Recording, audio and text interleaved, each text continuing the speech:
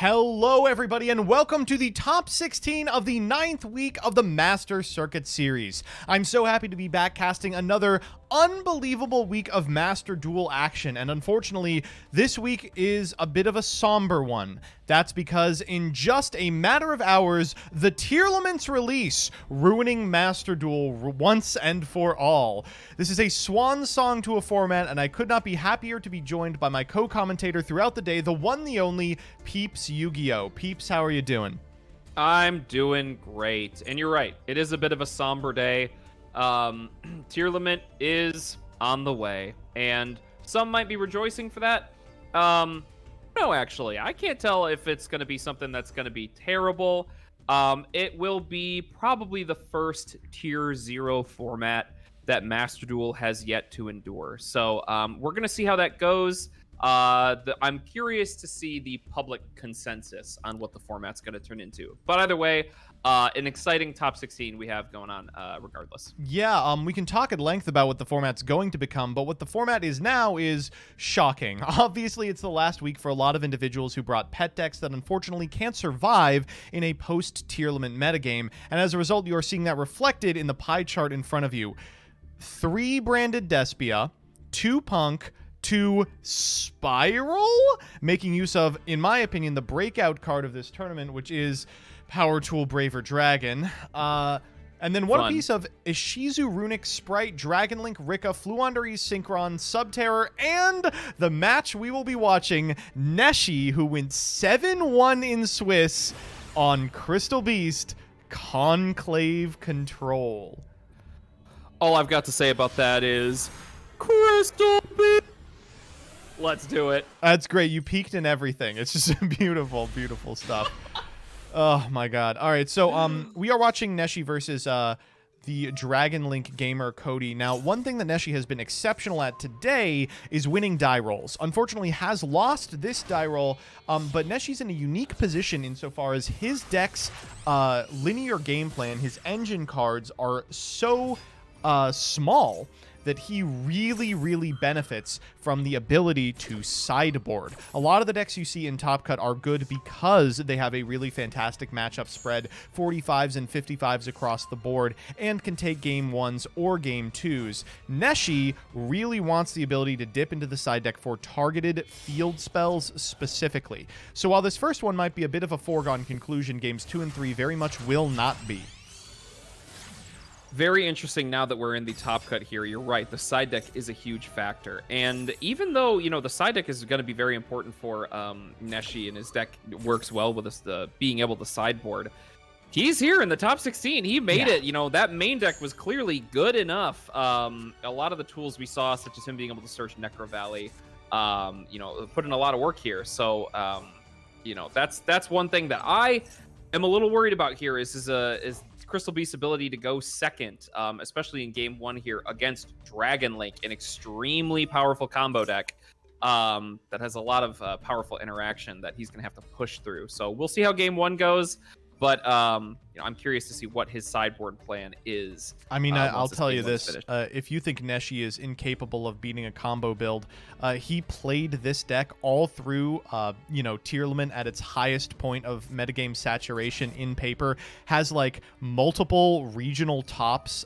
playing this disastrous brew.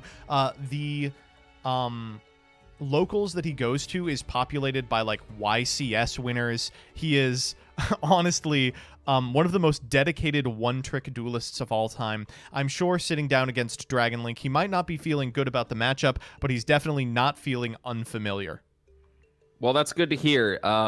Conclave is a good card. Conclave Control, baby. Yeah, I know. I seeing this deck in Swiss, I was like, oh my goodness, this deck seems so cool. The interaction that it puts up is great. The way it does its game pushes are awesome. I mean, he has outplayed us every single time he has been on camera. We have no idea what he's doing. 100%. Absurd. I will say, if you would like to see his perspective, ! Partners in chat, he's actually one of the partnered streamers for this event. We didn't expect him to go this far. Ugh. Well, from this position, Dragon Link not doing anything too shocking right here. With a Link Engrave, we have 8 stars worth of material. One thing that's available in Master Duel that's not in the TCG is the ability to not go into Boarload Savage Dragon here and instead go into Chaos Ruler, just up to Cody. Cody's on a 60-card brew, and it's playing a lot.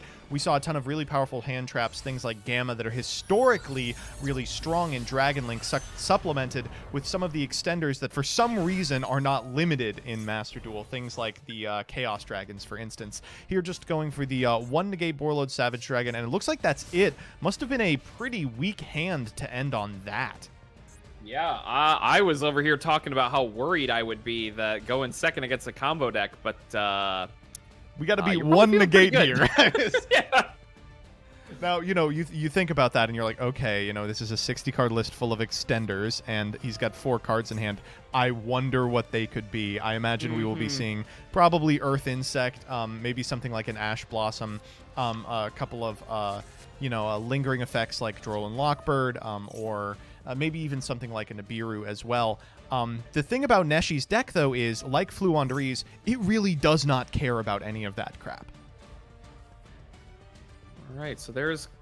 oh, wait, that was another Rainbow Bridge. So we added Crystal Bond. Yeah, that's right. Rainbow Bridge is not once per turn. Isn't that Yeah, hilarious? That's cool. That's great. I mean, it is awesome. Don't get me wrong. It's just like, holy cow. You're like, what, did you Why expect me to does this deck have so many disagree? good tools?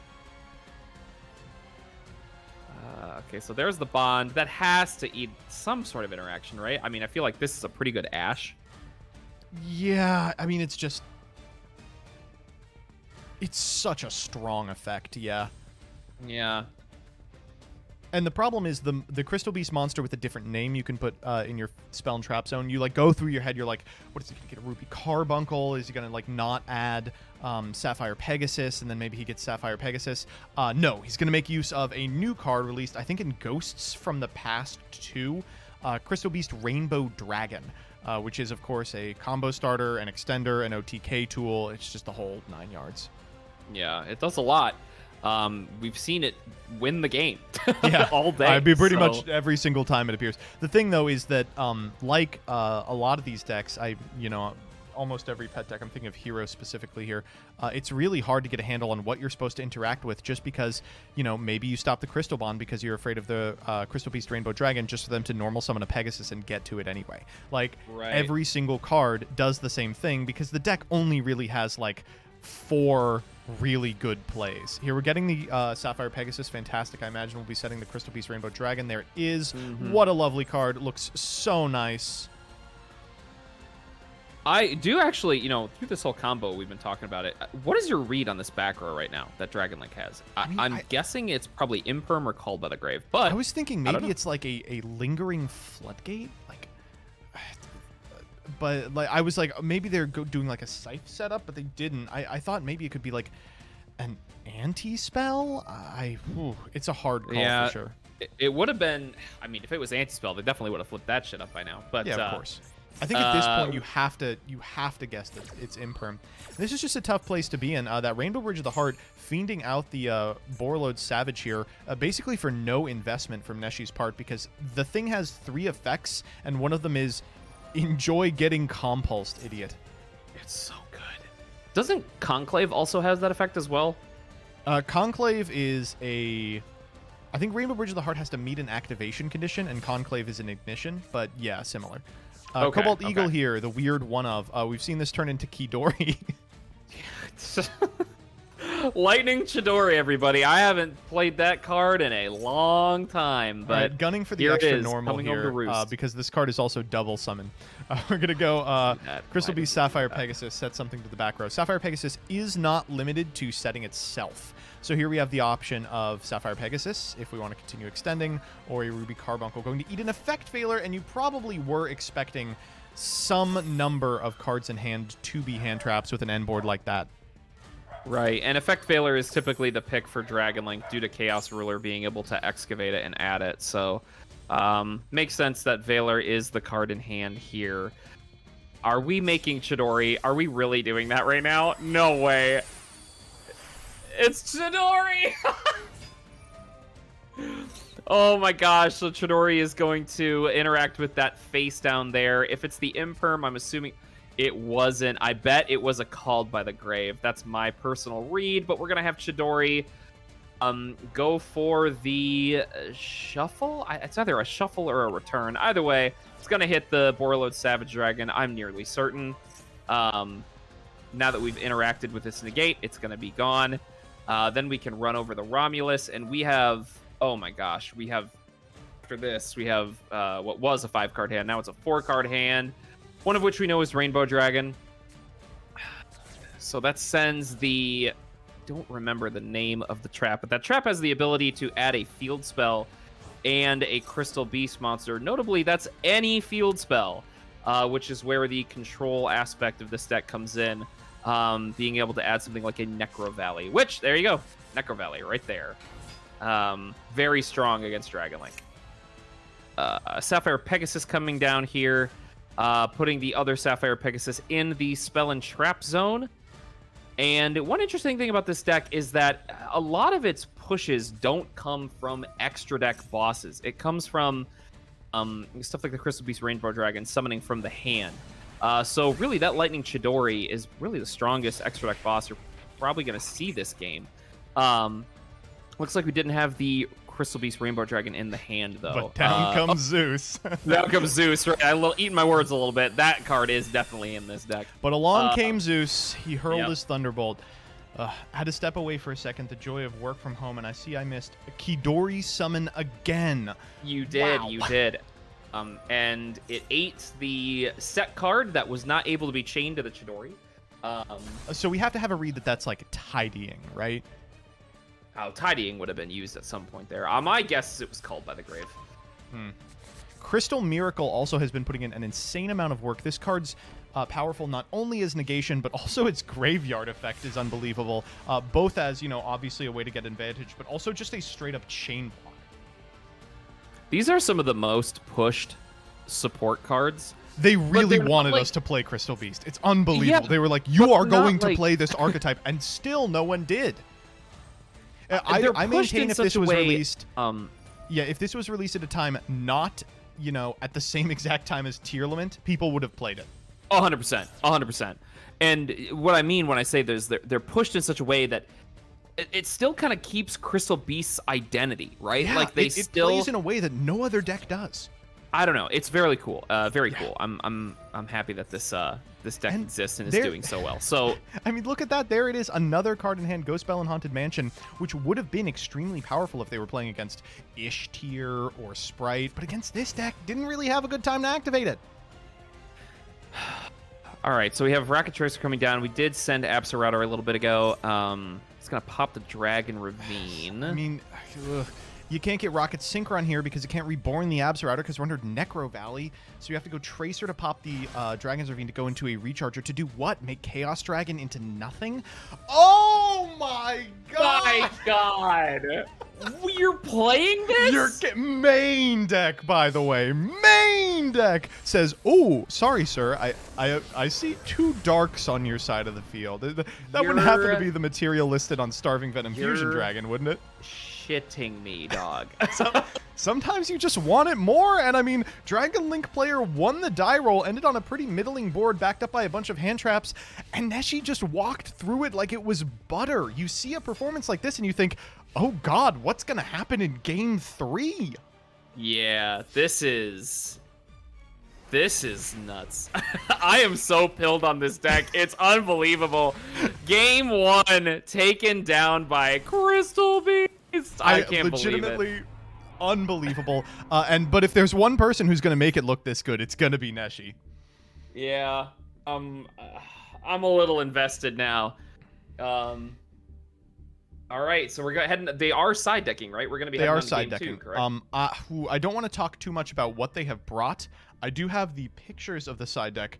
I will say this. Neshi's side deck is a side deck I would be uncomfortable bringing in paper because he is citing 2 extra deck cards. I think that the stuff in here is pretty competent into Dragon Link. Like it's not a bad call.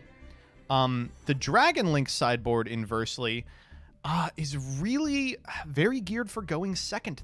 Basically saying, I'm going to win if I'm going first. I'm Dragon Link. You know, I'm a 60 card extender fest.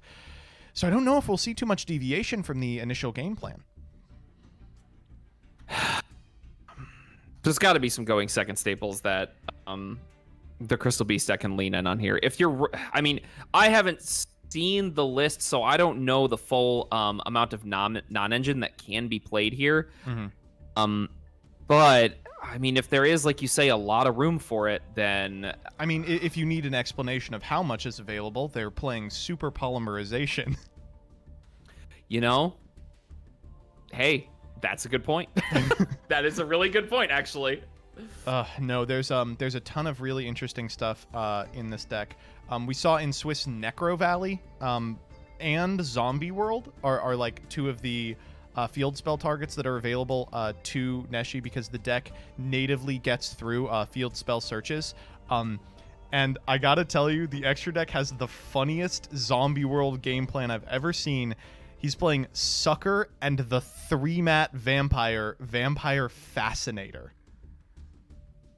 I've never seen that card. That's not a real you're card. not gonna see it. I can't imagine it comes up. We are ready to jump into game 2.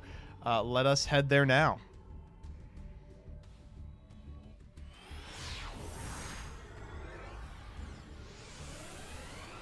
Chat asking if he also plays the Zombie Fusion for Super Poly. That is correct. He does. There is a Necro, what is it, Dragon Necro Nether Soul in there. Yep. All right, a Starly so Seyfried, finally a competent normal summon. Oh, into Black Dragon Collapse Serpent. So I think I'm not seeing any activation windows from Neshi. So I will let you know that may not mean anything. That's fair. Exactly. Yeah. If I was the Dragon Link player, I would assume a lot of this is going to be board breaker, non-engine that's in the hand, which Dragon Link functionally can deal with pretty well. You know, they can go into that Chaos Ruler line to grab stuff like a Nibiru or an Effect Veiler off of the Excavate 5 effect. Just to sort of vary up their interaction that they can set up. But also, this is a 60-card deck, right? So you can't bank on the fact that your Chaos Ruler is going to hit into something like a Veiler because of how large the deck size is. I mean, we saw in the last game a position where maybe they could have gone for Chaos Ruler, but elected not to because the hand already included a bunch of hand traps, like a Bell and a Veiler and stuff. So, yeah, it's strange. You can draw a different half of your deck both games really easily, especially in a 60-card brew. But you can play the turn in a way that you will find the other half regardless.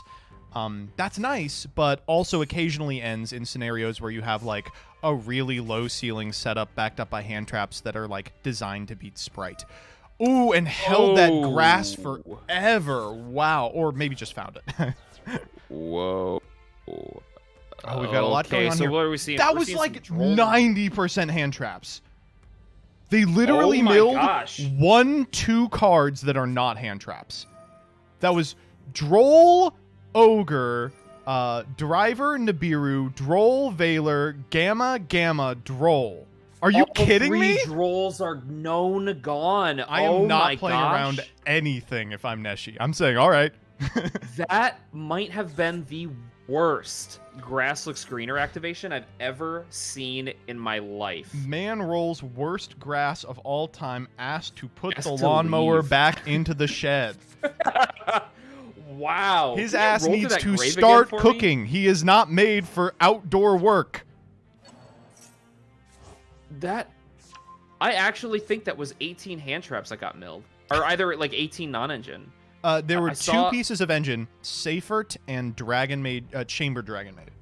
Yeah. Oh my 18 card mill, 2 pieces of engine. I guess there was a quick launch as well. That is so wow. I can't believe that. Was that both Gammas as well? That was both Gammas, yeah. Both Gammas, Driver, all 3 Drolls. Oh man. I guess that's kind of what you want to see.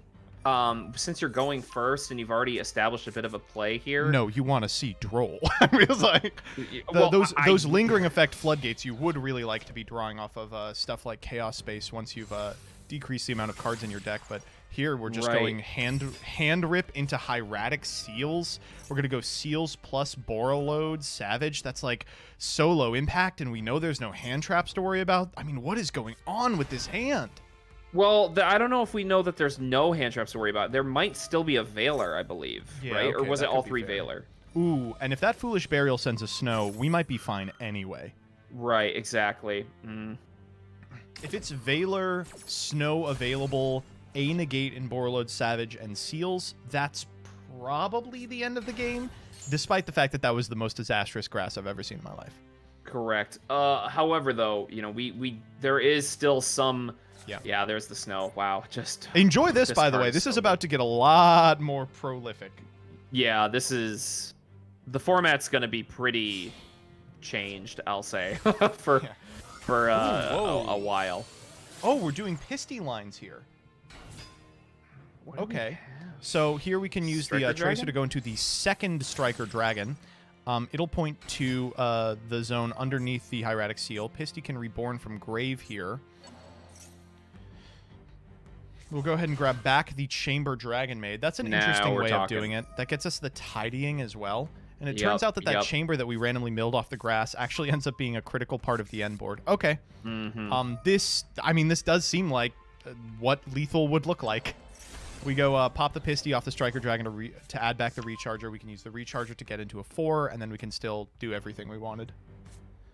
Yeah, they say Seal's Tidying Pass was an FTK, and this looks like Seal's Tidying Pass plus a negate. Borreload Savage. Yeah. Oh, and Snow's in grave. Yeah, can't forget that. Oh, yeah. I didn't. I will say, I think that that Grass Looks Greener is just a fundamentally unfair card for a number of reasons, but the biggest reason is that it represents 2 additional snow activations, which, you know, should just be illegal. Right? Fishing for a hand trap here. Looks like we didn't find it. We found a Rocket Synchron and a Tracer. We will take the Rocket Synchron here. We did normal the Safert. Yeah, I was just going to say, we normal Safert, right?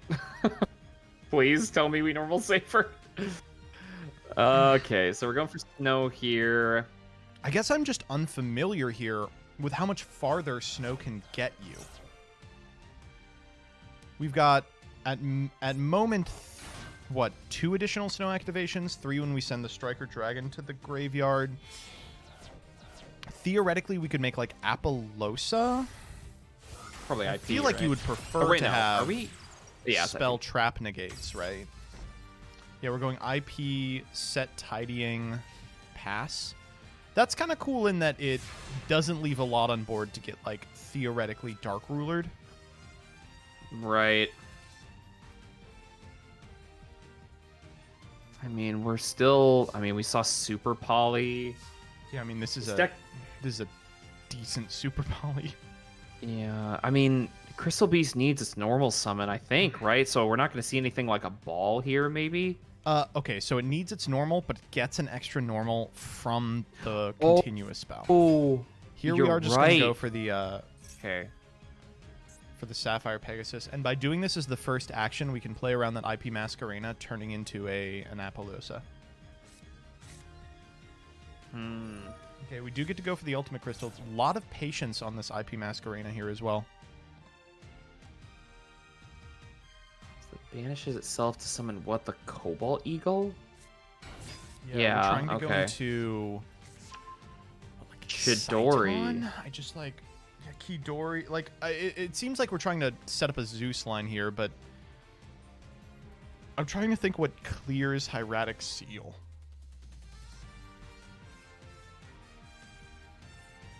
Oh, it looks like we're threatening battle here. Yeah, I mean, that's the way to bait out the Masquerena. Unless they... I mean, they have to use the Masquerena, right? That you have to get value out of this card to go into, like, something like a... It's a lot, right?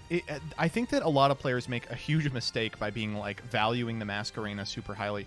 Like, if you just let them go to combat, then you survive till next turn with the Snow and Grave in a full hand. Like, it's not terrible. But you are expecting your opponent to be playing some number of Floodgate field spells, which probably do kill you. So you probably do go for the Masquerena here, but then you have to be like, what am I committing to it? Like the Snow activation here for a format monster would be okay.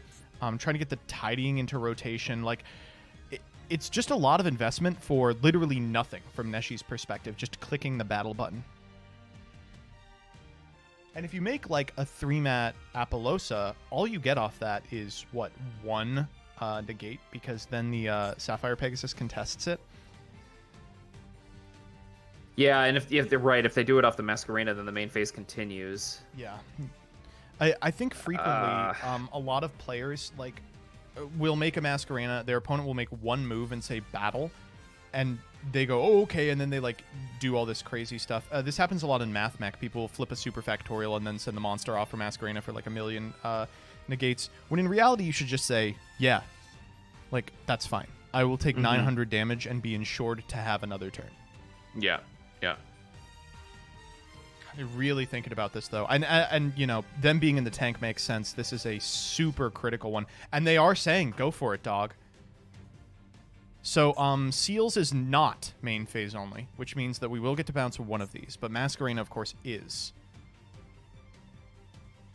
So this is another weird scenario where if you attack with one of them and you Seals it, and then you attack with the other and they book it with the Snow effect, you can retain the mask. But the thing that, fuddles the math is that Crystal Beast Rainbow Dragon is a 3rd attacker that you can't really calculate for. You have to make that play before the start step of battle phase, before they can declare an attack.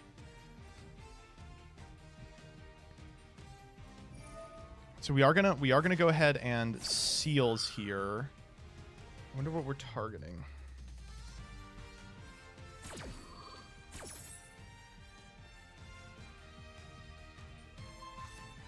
Oh, this is so tight.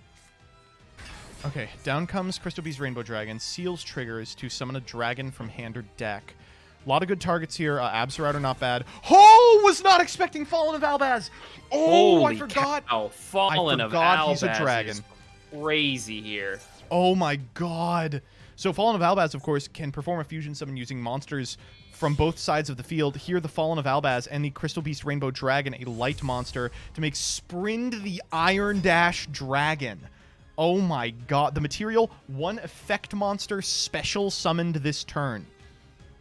Wow. And now the Snow contests the Crystal Beast Sapphire Pegasus, and you can, in main phase 2, very safely go Masquerena with Masquerena, Snow. You could even make a format and then trigger the Sprint in the end phase. So we are eating the Masquerena here. Are we at all? Right, there's the Snow. Correct me if I'm wrong, but like, there's no non-engine from the side of Neshi here that we've seen anyway. No, there I guess been. the idea is that you're doing it in main phase 2 to crack the board, I love this play too because it plays around evenly. Like, they go end of battle and they have a monster set face down. Oh, it's so nice. Just masterfully played with that Fallen of Albaz in deck.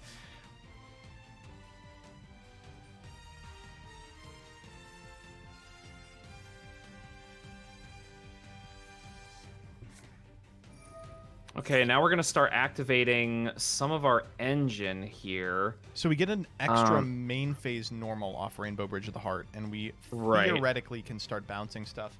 But here, retaining the Masquerena is just going to matter so much. We can make, like, Apollosa to prevent the monster that you normal off the Rainbow Bridge of the Heart from activating. We have another Snow. It's just, it's so much.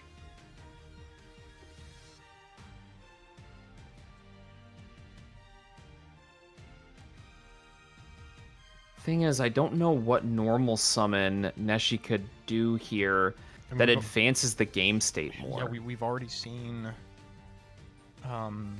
Cobalt Eagle, so it has to be Pegasus. That's the only other normal remaining in the deck. I guess Carbuncle is, but I mean, drawing Carbuncle is disastrous. Whoa! It's just we bounced Cobalt the Eagle. Cobalt Eagle, right? Yeah, right, with so the seals. Yep.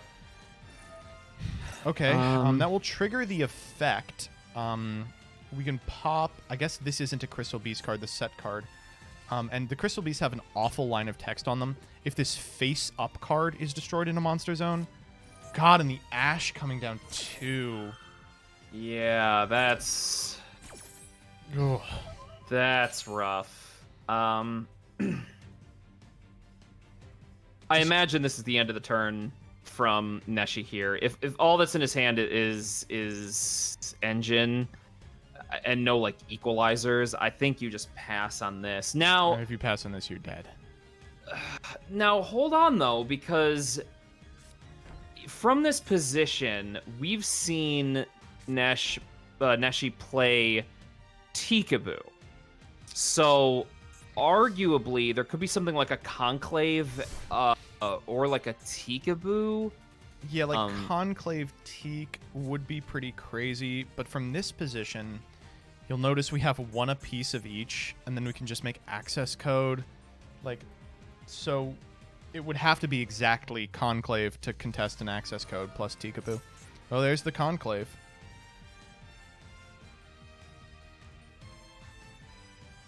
Okay, so this is the... Once return to face of Crystal Beast to destroy a battle, special summon a Crystal Beast from the deck. You send this face of card to the grave of target Crystal Beast you control. One card of the field return to the hand. So it's one bounce. Yeah, it's a bounce. They're letting that stay face up. It's fine.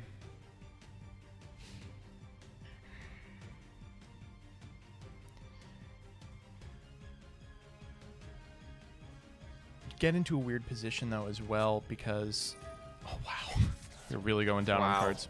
Yeah, no kidding. If the set card is Tikaboo and you make access code and Conclave bounces the access code, you're in a strange position where like you can snow to set the Cobalt Eagle face down and you just won't ever have a face up Crystal Beast again. Here we're gonna go, I imagine, for Nightmare Unicorn to try and chase out that back row. Ooh, nice art. Whew. Yeah. Ooh, it's even co-linked. Pitching Crossy Road. It is Tikaboo, but here doesn't actually send anything. Yeah. Wow, that's bleak. That's wow, really both of tough. these players played this so well. Yeah. Neshi 100% playing to his outs, understanding that's the way that he wins the game. And his opponent playing around Dark Ruler, around Evenly, or, I mean, really, just in a hand that otherwise was pretty sussy.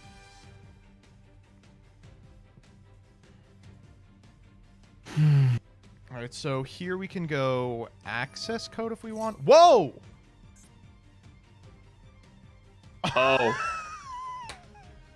He's schmovin'! Okay, so this chases out the Conclave. Hilarious.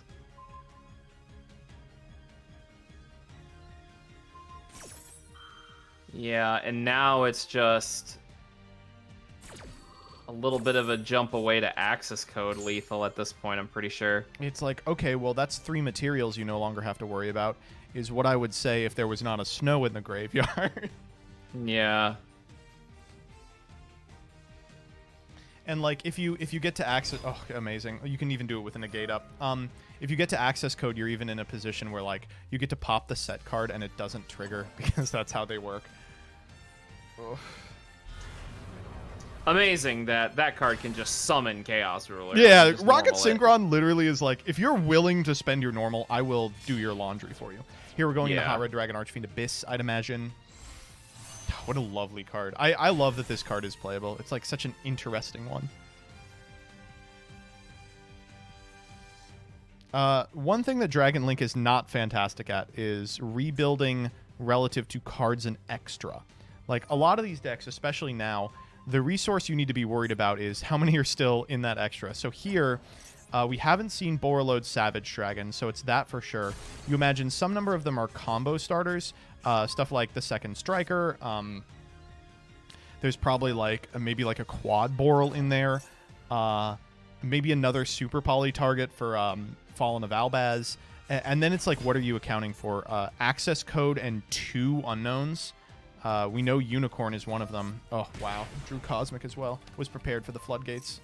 We didn't even have to worry about the Tikaboo. We're going to Tracer target the Cosmic here, and this is just the end of the game for sure. Yep. If you're Neshi, you're just in a position where I imagine you feel like if I just had like one more turn in me, you maybe could have done this. But I mean, Dragon Link is a deck that will turn the corner exceptionally quickly. Yeah, I think we know one of them in hand is Cobalt Eagle, which doesn't do anything. Does nothing. Hot nothing.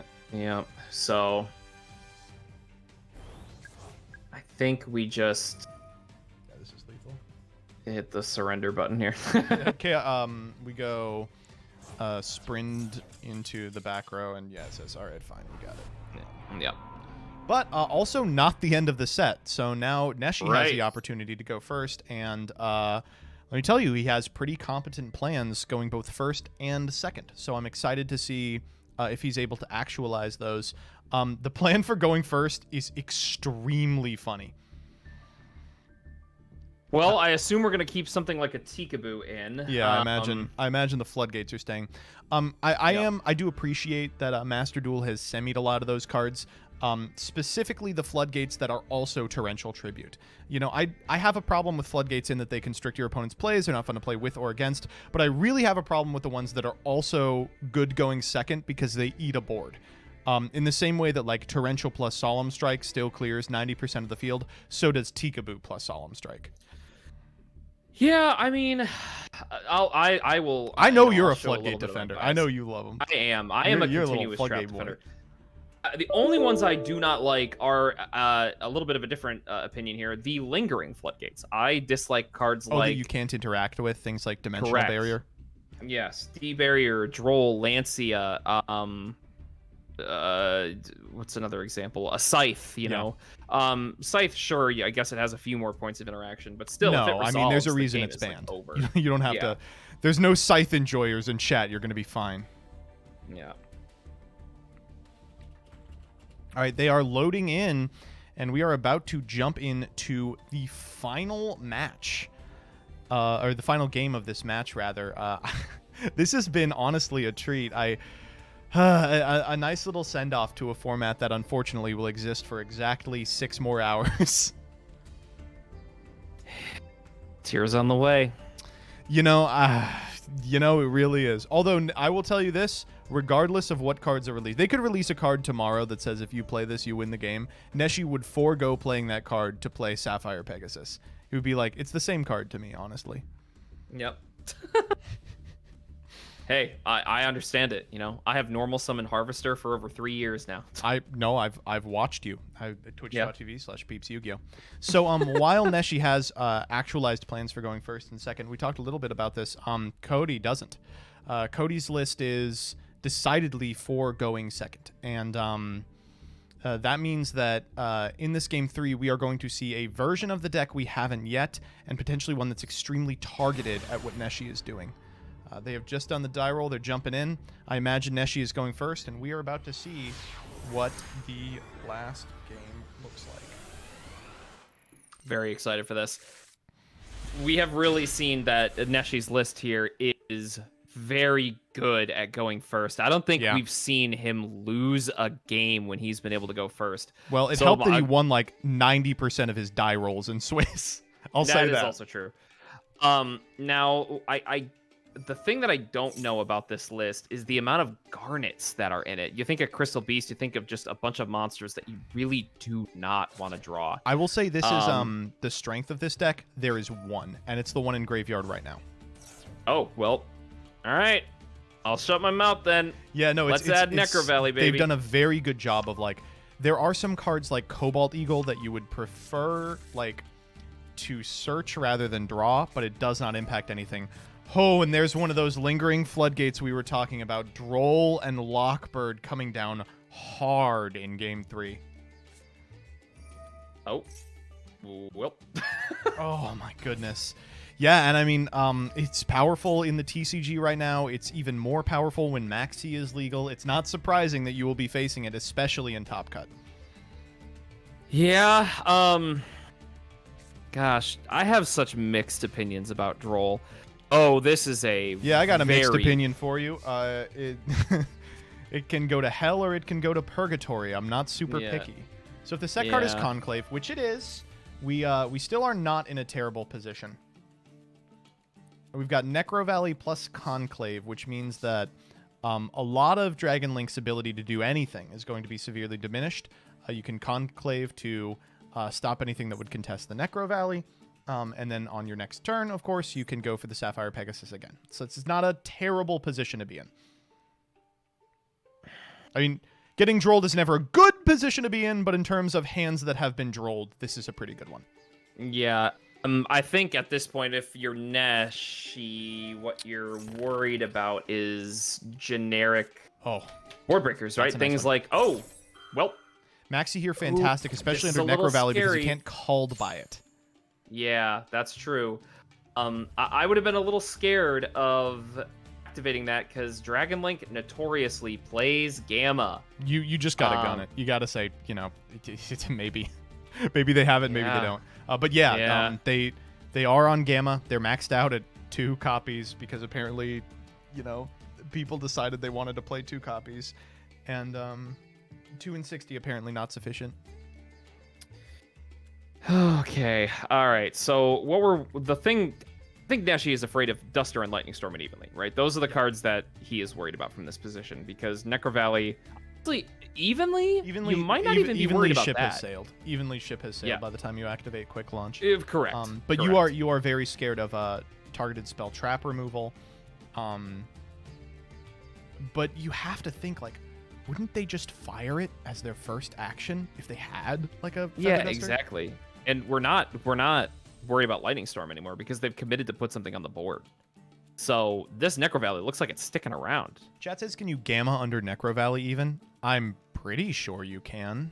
Yeah, if you're... Theoretically, it could move a card out of the graveyard, but it doesn't have to. Yeah. The same way I would say like a card that says you can special summon a monster from your hand or graveyard can still trigger under Necro Valley, I believe. Correct. That is correct.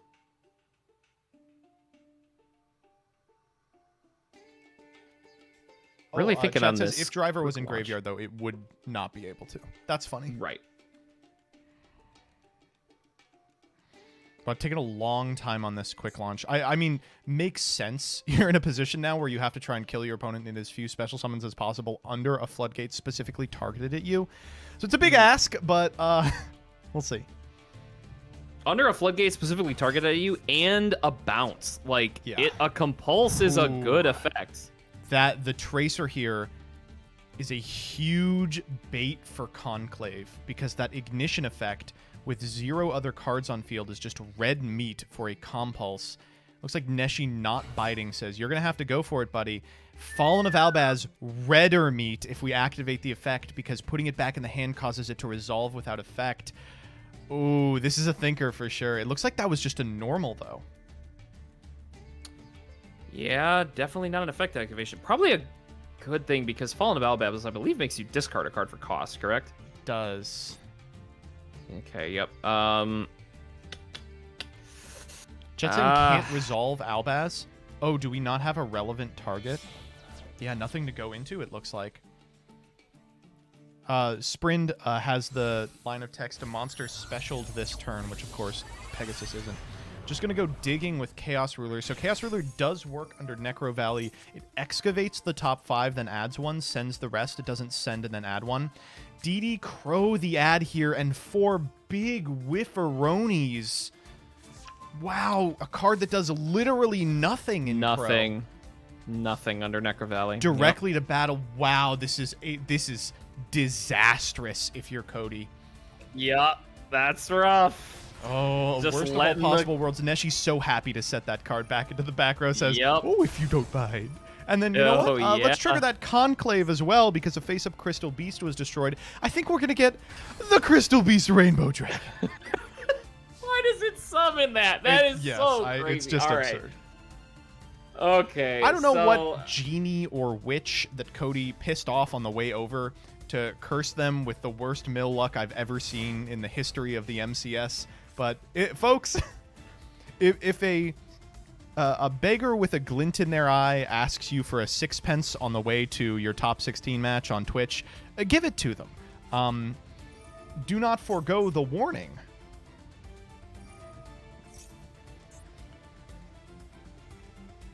Oh, Rainbow Bridge, just about as good as it gets. Gonna go pop that sucker. Grab ourselves the Crystal Miracle, and this is looking like a miracle for Neshi. I love this deck. It just slow rolls into its interaction. Like, if this deck lives past turn 2, what do you do? Yeah. Like, so here on, we get to bounce the Chaos Ruler with the effect of the Continuous spell and itself. Then we get to trigger Conclave in order to summon, and we'll get another Crystal Beast Rainbow Dragon. Theoretically, and we are going to do it, we can banish the Crystal Beast Rainbow Dragon to the back row to go for another Crystal Beast Sapphire Pegasus, or I believe a Carbuncle if we want. No, it negates its effects, so that wouldn't do anything. Wow. Going to battle phase, and though it might not look Jover, I assure you, if there's a very particular card in Neshi's hand, it actually is.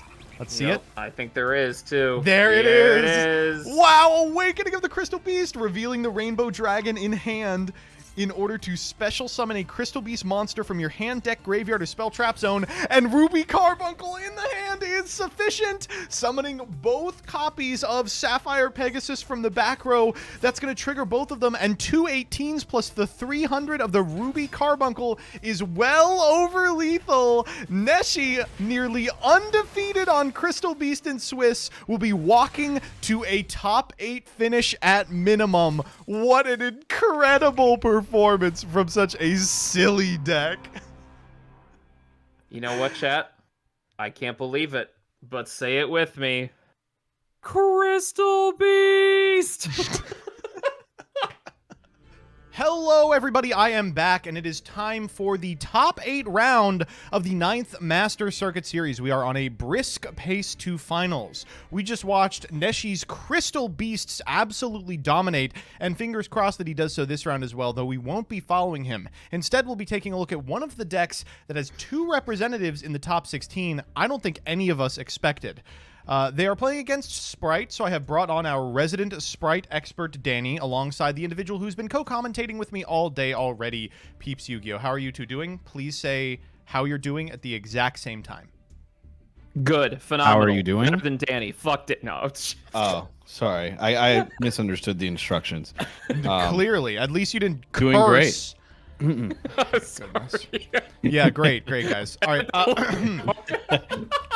We're going to be watching... Who's the match? I'm a Sprite master. Yeah, you are a Sprite master. 3-2 at a ton of places. And we are going to be watching Two-Tone on Spiral, who is going to be playing against Pleiades, our last remaining Sprite duelist. Isn't that funny? Wow. You know, it's not, because every time I've loaded up, with you in this MCS, Sprite has, taken a lot of trouble to get here in Top Cut. Yeah, it's not as easy as you would expect. And Right. here they've lost the die roll, so it's going to be a lot worse. So what I really like about Two-Tone's Spiral list, here comes the Ash Blossom, by the way. Oh, nice. Okay. Discarding that Pancratops main, by the way. What I really like about Two-Tone's Spiral list is that it is doing something that we just haven't seen Spiral get to do for a while, and that is playing a small package of Dragon's Ravine, Dragoonity Remus, Destrudo the Lost Dragon's Frisian in order to repeatably set up an Ancient Fairy Dragon to get into the non-once-per-turn Spiral Resort. A lot of people remember Ancient Fairy Dragon for its applications in FTKs or in field spell control, but the deck in which it was most powerful at the time of its banning was this, Spiral, so it's interesting to see it come home to roost, even though you would expect the errata, which prevents it from going from Resort into Resort, would actually matter. I was wondering why chat was freaking out, and I just realized it's turn 2. Oh. Wait, what? Yeah, the Two-Tone is on turn 2 here, and Pleiades passed. This is very interesting, and I don't know what it is about Sprite, but it has so many tools. It's got it can play the Runic engine, it can play the Live Twin stuff. Yeah. How does it get to the point where it folds like this? Okay, It's I can classic actually Spiral. explain This is a perfect time for Danny to give his expertise. Please, I'm No, actually I curious. seriously can, because constantly what Sprite fails to do is that it can open well, right? But sometimes you get those hands, and of course I don't know this hand, it could just be all hand traps or something, right? But what I could imagine it is that it's a hand that has A2 that does not do anything plus like an Ash, an Imperm, or a Veiler or something.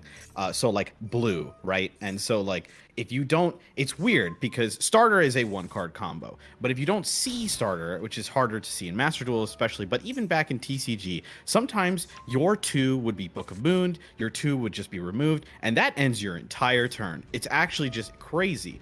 And when the TCG got sprinned, it was unreal how consistent the deck became regardless of your hand. The bricks from Sprite became so much less apparent. Obviously, if you guys know what Sprin does, it sends a 2 to grave. And so anything became your combo, and it was ridiculous, and it definitely still was not enough to beat tier. But Yeah, without any way Sprin, to get an these extender hands into are rotation, yeah. Right. And these hands are much more prolific. If you've ever played, going up in rank and loading up with like a red in hand and like just, a hand traps or stuff that just doesn't interact like Ash Maxi, you just go, well, great, pass. Like, I don't know what to do. So I would believe you. I do believe you. Sorry, but I mean, that's the only case here. That's what I'm explaining. It doesn't happen often, obviously. It's a great deck. It's very consistent. But at least like this has happened to me. Multiple times. And so, in fact, I was playing at the TCG YCS in London, and, I have the adventure package with Sprite. And, that deck has a couple of Garnets in it. So I drew like Garnet, Hammer Trap, and like a 2. So like that's just the way it is. But then what are we looking at here? Because like they something similar. It would be Blossom. Well, something similar, right? Yeah, so it would be a hand that like, maybe in a world where Sprint has been released in Master Duel, they do have a way to it. But without it, let's say it's like, some 2s that don't special themselves and some hand traps. I mean, what are you gonna do? Like normal blue is fair. It doesn't do anything. Exactly. Real quick, I do want to draw attention to the fact that Two-Tone has a Royal Quick Fix, a Royal Master Plan, and a Royal Sweeper. Two-Tone constantly comes into my stream and shows me a Spiral, so I know all of Two-Tone's tricks. I also know Two-Tone comes into my stream to submit some great replays of Spiral and show off how many Royals of Spiral cards Two-Tone owns. It's absolutely insane. Here we're just activating the effect of Quick Fix in Graveyard, sending the Assault, which we can then banish to get a drone onto our side of the field and ensure that this Double Helix resolves. Looks like we've already added or drawn the drone here. We saw this in Swiss as well.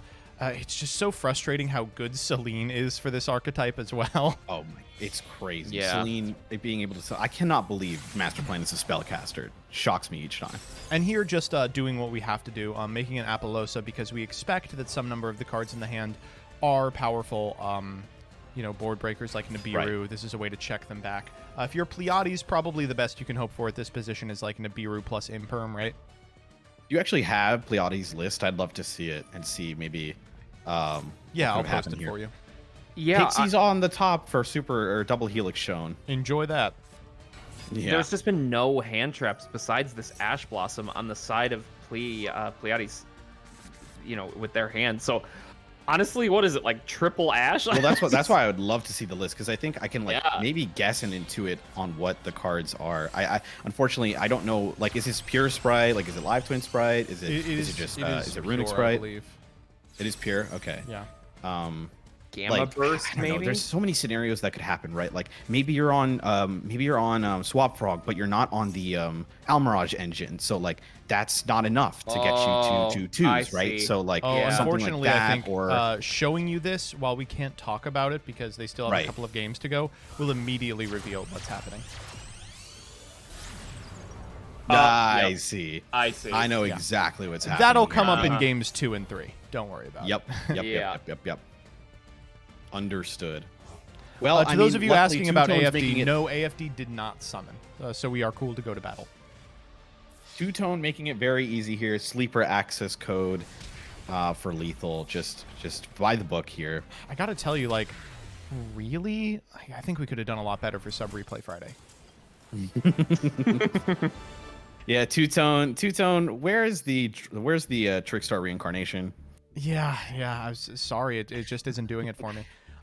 It is funny to actually see now that we're done watching that exciting game, how many measures Pleiades specifically is taking to prevent exactly what you just saw from happening.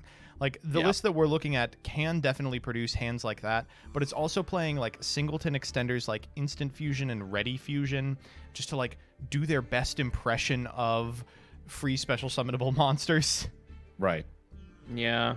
Really unfortunate, because the way this list is constructed, you would not think that this deck could brick, but hey. Oh, no. No, I no, can't. no. Oh, I totally can. I would 100%. always Easy think, peasy. yeah. Wow, that's rough. Um, Unlucky. So, looking at the sideboard Pleiades? for Pleiades, I will say, going first, they have a lot of really interesting cards that I think people are specifically not prepared for. I'm really excited to see if it pans out. Let me see if I can pull the sideboard for Two Tone. Two Tones is boring. I don't want to, Of course. I don't want to say anything other than that, but it is pretty much exactly what you'd expect. Hold up. Although, Pankratops is at 3? Yes. How do people play this format? My goodness. Well, I mean, it's hard to judge. I guess a format of Yu-Gi-Oh where Pank is back to 3. Like, if I told you Pank was back to 3 in the TCG, would you play 3 in the sideboard always? Absolutely. It would literally Yeah, be for the sure. first thing I Right? put in my side deck. Yeah. So 100%. like, I think like, in Master Duel, you have a best of 1 Swiss, which is arguably the most important thing you have to. So like, yeah, I will say in chew best of through, 1, I right? probably wouldn't pack Pank main. Right. So you think like, well, like, I just got to make it through Swiss, and like I'm trying to think of like a reason why to not put Pank in the side, and no, I think Pank is incredible, and I think more people should be on it in the sideboard art. I guess there's honestly. an argument that like a lot of the decks that are in Top Cut do lock themselves, and there's a Mm-hmm. lot of scenarios like the cards that beat Branded aren't going to be resolved by Pank. Like it's always going to be something like Ash Right. Blossom, so why bother with it? Yep. But any deck that's playing like a Sprite, for instance, I would definitely be playing Pank out of the board. Oh yeah, I mean Pank is so good against Sprite. It challenges everything. It goes to the battle I think phase. it's so it good walks in over Sprite the elf. too. Yeah. I mean, it's they were true. playing Fenrir, which is Pank at home until we get Kashtira stuff. Yep. Yeah, somebody in chat was saying, well, do you play 3 Fenrir? And it's like, One, Pank is just so yes, different. they did. Yes, And 2, they did, Pank yeah. is a much better card than Fenrir. yes, it is. Pank legitimately is a better card than Fenrir. Well, It's not- The thing about stronger. Fenrir- Not now, because of course Well- it can add Rise Heart, but yeah, Yeah. Well, here's the thing. If in Sprite, at least Fenrir felt really good in Sprite because it was just a free body that summoned itself and grabbed another one going first. And then you could just link it off for like Elf or whatever and just start, or even, I think when it was out, Sprint was out, right? So like you could just make Sprint. So like, Good enough.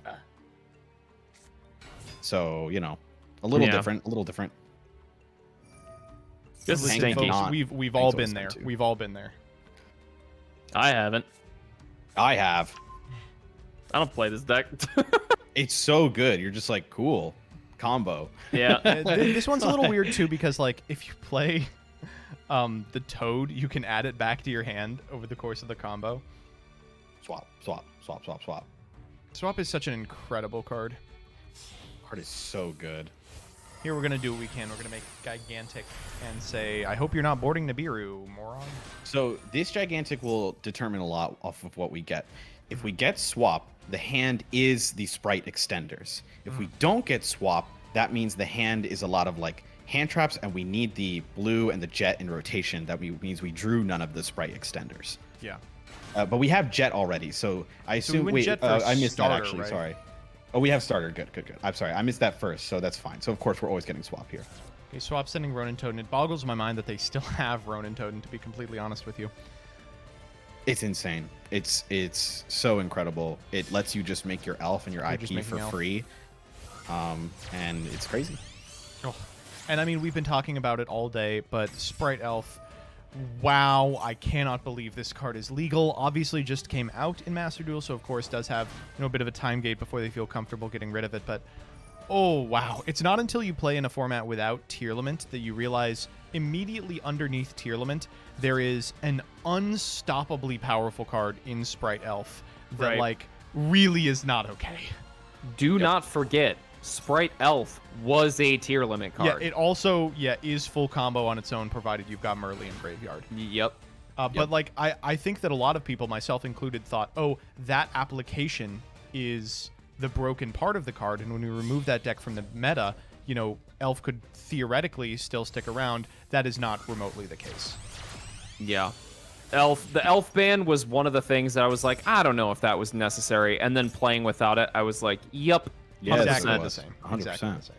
Yep. Now, That's as you where I can see needed to here, go. we have committed to only the jet. So now we get to starter for the blue, and the blue gets to add us whatever we want, either the red or the carrot, depending on how we're feeling. This is always the choice I always have trouble making. I think like I've been leaning towards whatever offsets my hand. So if I have imperm, I like getting carrot. If I have no monster negates, I like getting red. But carrot's just so good, especially in an evenly format like these. After 100%. boarding, Carrot is so strong against cards like Evenly Matched, but also really supplements a board that also has IP Masquerena as part of it, right? You can eventually flex into an Apollosa to contest the monsters. You're still going to need something to contest spell traps. Love this. This is so aggressive. We're using the Ronin, the last Ronin here to Oh, are we making exceed Mannequin into Cat? one more thing here. Yeah, I was like, the only thing I could think of that's actually useful is Mannequin Cat. Oh, Oh, no, okay. we have the, of Yes. course, right, we have the Melfi's. Yeah, we now saw this. we can reveal this. This list is Like playing last. London style, Melfi of the Forest, and Caddy. Obviously, we don't have Penny yet, which is frustrating. But we do have Hop-Eared Squadron, which if you squint is like kind of Penny. I mean, this is crazy. This is the stuff that I was seeing at London just like a week ago. You know, worst comes to worst, somehow maybe they have double evenly or something like that, and you just can't deal with it. At least you have the caddy into the hop ear to do synchro and continue playing the game. Yeah, something that I think that people don't give full credit for is a Caddy, of course, represents a 4. You can go Joyous Melfi's or what's the Melfi Synchro, or more frequently you go for Herald of the Arclight. But also Melfi of the Forest is just a lovely negation tool. If your opponent goes for a monster which has an ignition effect like Magician Souls, here they're also going to have to contest with a Max C. That explains why Yep, we were here's so Max ready to C. normal it. We already had a second one in hand.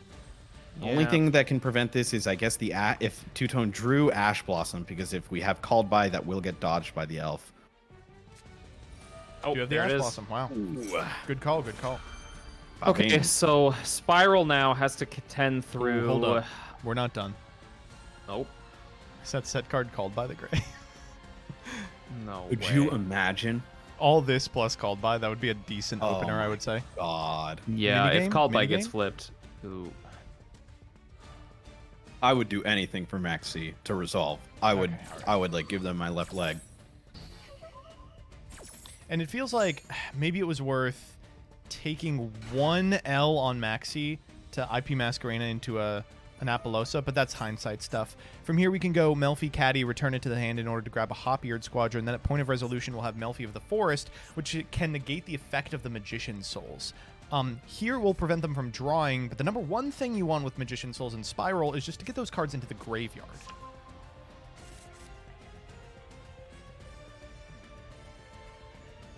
Trying to remember Herald, the Herald Synchro's macro effect. Is it deck or field? I can't remember. It's a weird one. think It it's is. I think you're hand right. or field? Hand and deck or something like that. Oh, Oh yeah, no, Deck or hand. Yeah. it's deck or hand. Okay, yeah. So that cuts off. Oh no, they could just set the cards, I guess, for Magician Souls. Yeah. It doesn't matter. This Magician's Souls isn't going to be able to do anything because of Melfi of the Forest. Yeah, that's also true.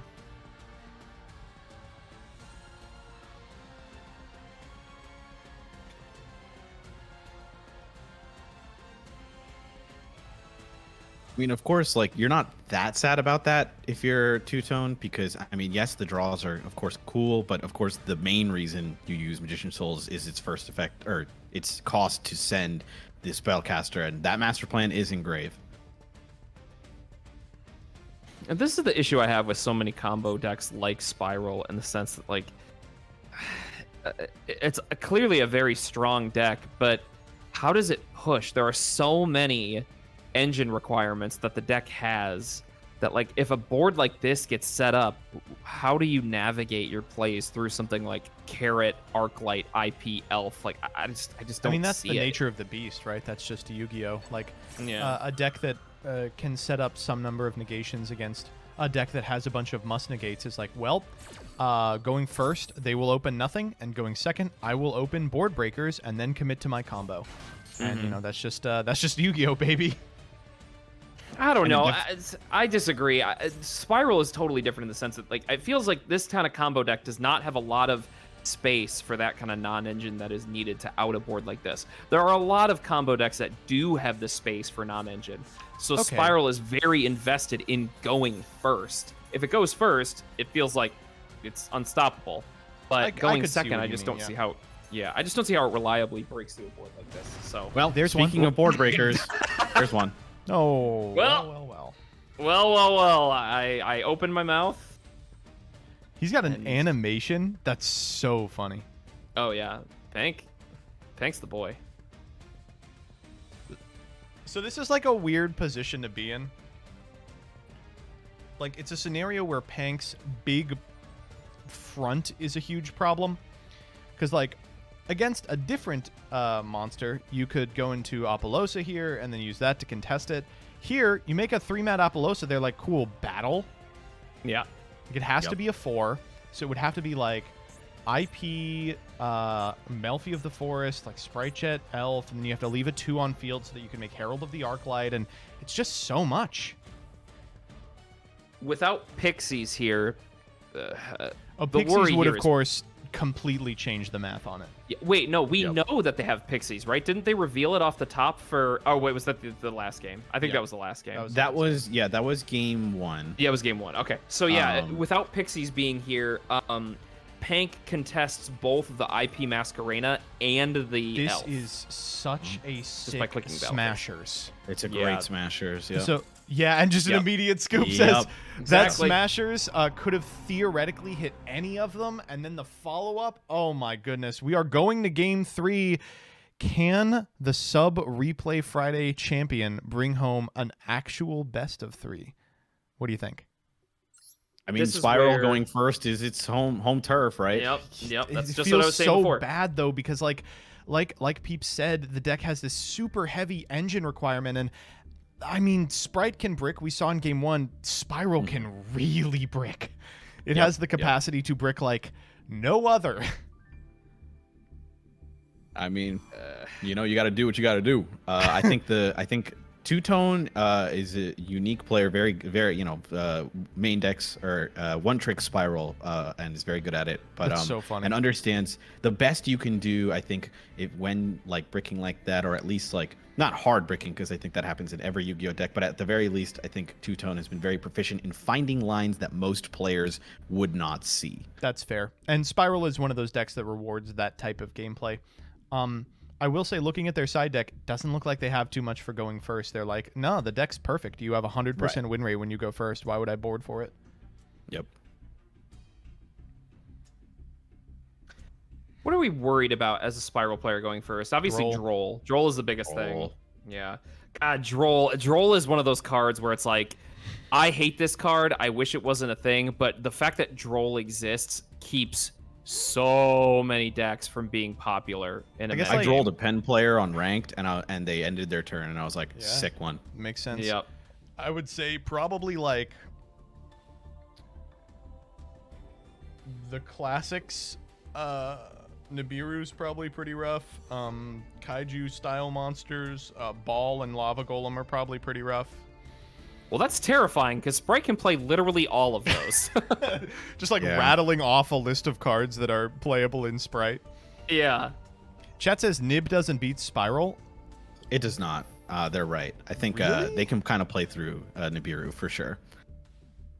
Very good Spiral players can play through Nibiru. if I'm that willing to makes see sense. it. They will, I'm willing to be wrong about it. I'm for sure. excited to see And it. I've watched a lot of like Spiral playing through Nibiru. Like, yeah, they Mhm. nibbed me anyway. Like, I have like, you know, extenders in grave. I have still like big red in hand, stuff like that, to continue. And it just depends, of course, on every hand and situation. Of Right. course, sometimes it will, but I think they play pretty I well will through it now. say, if the board plan is a bunch of like equalizers, cards that like make the board state a little less bad, you know, after they've established it, might not work out because as we saw in previous games by Two-Tone, they are playing one of the standout cards of the format in Power Tool Braver Dragon. If your board plan is like balls and stuff, those cards are not going to remain in the grip.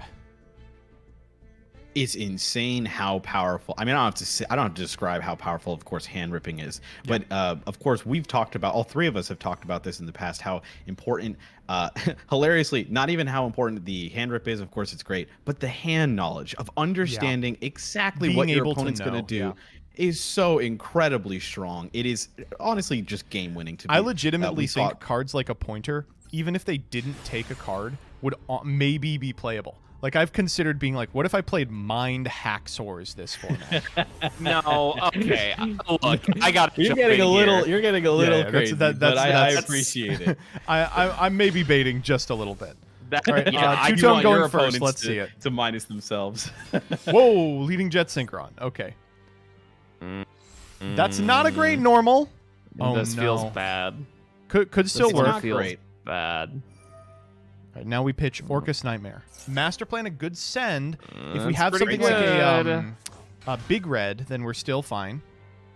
So this one, of There's course, this Big Red, probably is going okay. to go into the link too. Yep. All right. So we're going to go big red. That's great. That's great. Yeah, this seems pretty strong. Good enough. That's Oh, yeah. That's one of those hands that you look at and you're like, how do I? Oh no, Again, we can do it. I mean, that's the spiral difference. Understanding that Jet Synchron plus Big Red is, you know, with like a maybe, you know, you'd maybe think a dead master plan in hand, but no. Okay, master plan here gets to add a spiral mission. Yep. How to be rescue, I think. But then how do we get that to the grave? Oh, we've got plenty ways. of ways. We Barricade can make a board, right? barricade board. Yep. Yeah, Yeah. we got time. So are there now cards that are Two-Tone much has to stronger in the think. TCG because it's a best of three? Asks the chat. Yes, and I think Pankratops is one of them. Ooh. Oh wow! Whoa, huh? Hard drawn smoke grenade. Does that Shut do something? That doesn't count as a card effect, does it? If you link it off. No. Why? Maybe we want it engrave. Why would we want it engraved, though? For Celine? Let the only me thing I can see. think of.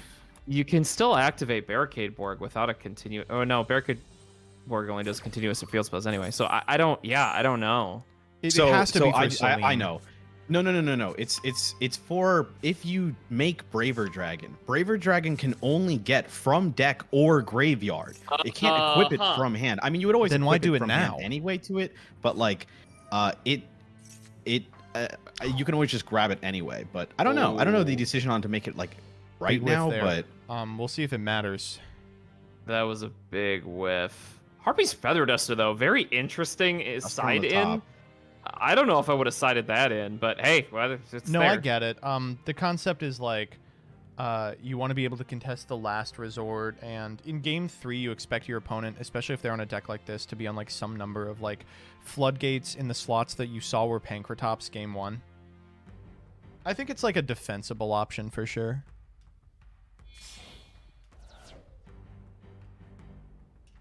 two We're going machines for a with ward the on link here, yeah. to. Yep. Oh, true. So, we have seen a true. little bit of this in Swiss. It's a way to get to, obviously, a 4, but also to get to Power Tool Braver Dragon. Here going to be a little more difficult because we have already used the graveyard effect of Jet Synchron, which is how you go from an 8 to a 9.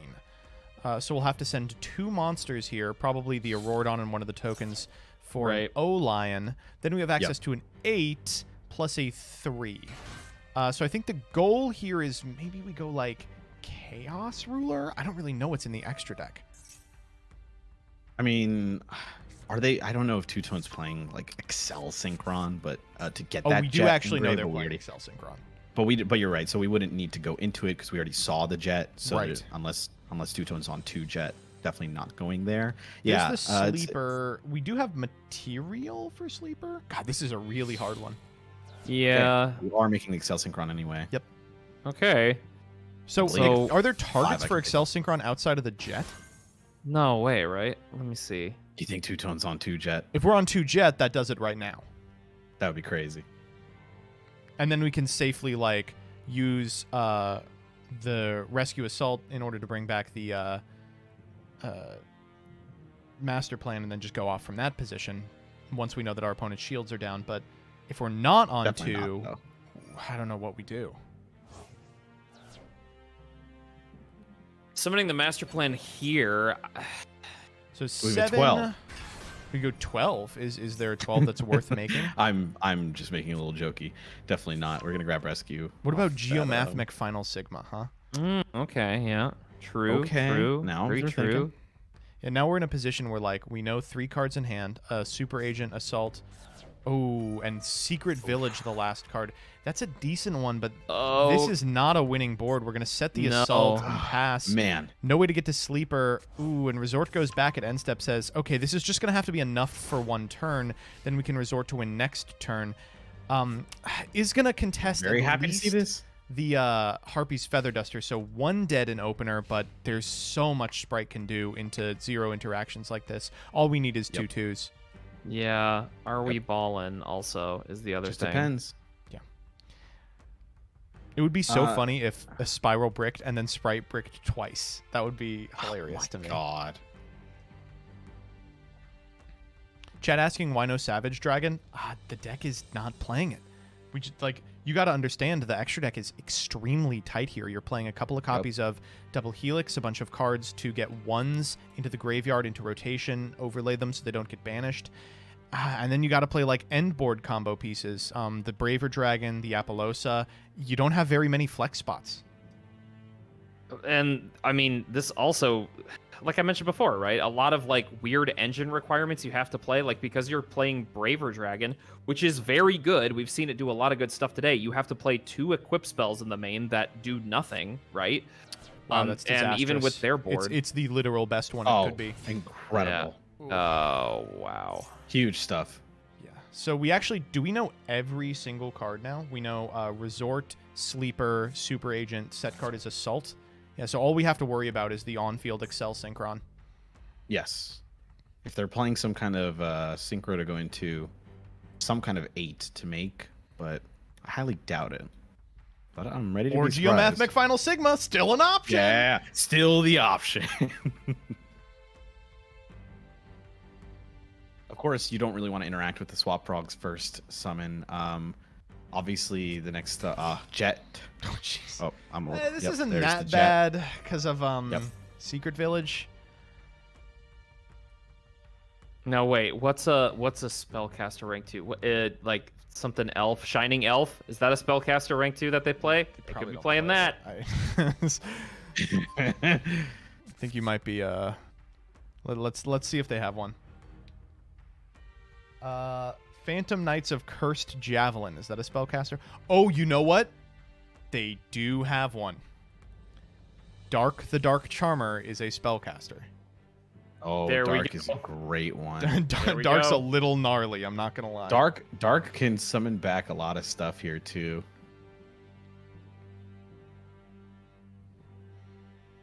Wow, that would be devastating. Yeah. You can just keep the Dark on board if you want to, if they're running Dark, and then go starter for And, blue, like, blue, grab another It's guy. such a and- weird position too because like they're gonna be locked under their own secret village. I guess it's not that weird because you know they have Resort in hand, but woof. They're taking their time on this. I think correctly. Yeah. You have to have the read that there's something they can do with the Axel. So they might like refuse to like go for a low impact play like Dark that unlocks part of their hand but does put them at risk of like a powerful synchro just like ending their turn.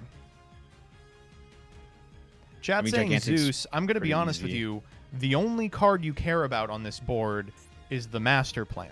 You know Yep. this is Assault. Plussing your opponent into assault here, not necessarily very important. There was also the option. Actually, I know Pleiades deck list now, so never mind. But Yeah. well, there was the option of making Onibimaru to start unlock, to yeah. see if we can unlock. But I It just depends understand on the what's in the fear hand. and just going right. So of going gigantic first and saying, okay, this is what you have to deal with. But both ask to be dealt with some way. Yeah. and The cool part about gigantic this one resolves- is we don't have to worry about Excel anymore. right, and now Excel is offline, which Yeah. is one interaction you just feel really good about. You go, Right, okay, that's the last I'm one daring that you to have to worry about, yeah. exactly. So now if you're Pleiades, I mean, you're feeling really good. Yeah, for sure. Chat says Excel making a level 2 or Sartic incoming. Yeah, for sure.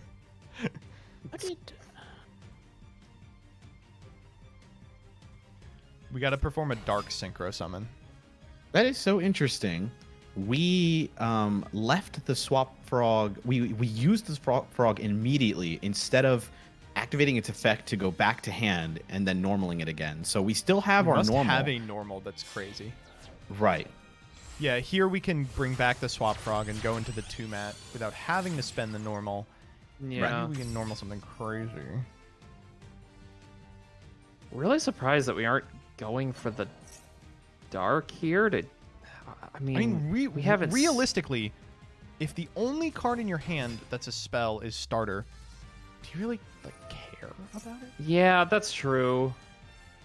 You can also just make Onibimaru at any time. Yeah, you don't and have to. just whenever you do it, it unlocks your starter. But that starter, what's it doing? It's getting your carrot. you like red, or sure, carrot I mean rather, that's yeah. fine. You can also just set it and wait, or it's not extending you is the point. So which is fine for you. You're like, okay, great. Gage asking, you can't normal it again, right? I got roasted for not knowing that. You can't use your extra normal on swap frog, but we haven't used our normal. Right. I So gotta it tend to the doesn't dog real quick. give you the normal. Like you can't go like normal summon frog and then put it back and then do it again. That'd be crazy if you could. Right? Glad it Because isn't that it says you gain an extra normal for a frog besides itself. Right, So, exactly. Um, So, okay. So we're too locked at this point because we did resolve right. gigantic. What is the play here? It's because I now mean, this is so an issue if- with Sprite because like this big ass master plan is now on the board. So for me, it's like if I'm Pleiades, I'm navigating this pretty like easily in terms of like what I can do because you just have so many options now because you have another trigger off swap frog. I don't know if we so we can link off here again for another guy, or we can Xyz using like the Ronin and like another guy like red, make Onibimaru banish the master plan, then go starter, summon like a carrot. We can maybe link it off for something else or make IP off it, and then we can use that Ronin to summon it back. And then we just walk into like the token. I don't know if we like leave the Excel Synchron on board. I just don't know the hand because that determines a lot of stuff as well. But that's what I'm worried about. Like leaving the Excel Synchron on board feels pretty bad. I mean, Honestly, I think it's why? fine. What are you doing with this card? Like I guess it's like one mat, but like who cares? You have full like sprite combo. oh well, The game this- also might be over. Didn't Well, think about yeah. it. Yeah, Okay. and like and Pleiades might be trying to find lethal, and Pixies is definitely one way. And I know that they're running the no What lethal, now? just trying to go, just wants Just to clear cleaning. the board. Then That's fine. That's Interesting. completely okay. And Yeah. I think that also it might be a something to do with the timer. Like potentially they spent so long in the tank they have something yep. like 60 seconds left. They're Right, like, okay, right. we got to get to the battle phase. Yep. Taking a bit of time to try and figure it out. I mean, chat has signified it could be Gamma Burst in hand. Yeah. Well, True. if it's Definitely an Gamma option. Burst, you have to go. Oh, What? What? Oh yeah, we can't Gamma Burst because we're under the. Well, yeah, you would go I don't know why I'm listening Pixies to into chat. the master plan. Yeah, you have to go into Master Plan first, and then you can Gamma Oh. Burst. You know what I bet happened? They were planning on doing that line, but Pixies doesn't clear master plan. Why? It gains attack and defense equal to the opponent's attack, and master plan has 12 attack, and nothing gets to 28. It's 26. Okay, see, like this is the I'm so shocked. Why didn't we just do this main one? This is very strange. Yeah. Because Even this should be if like we the get into a first thing you position, do.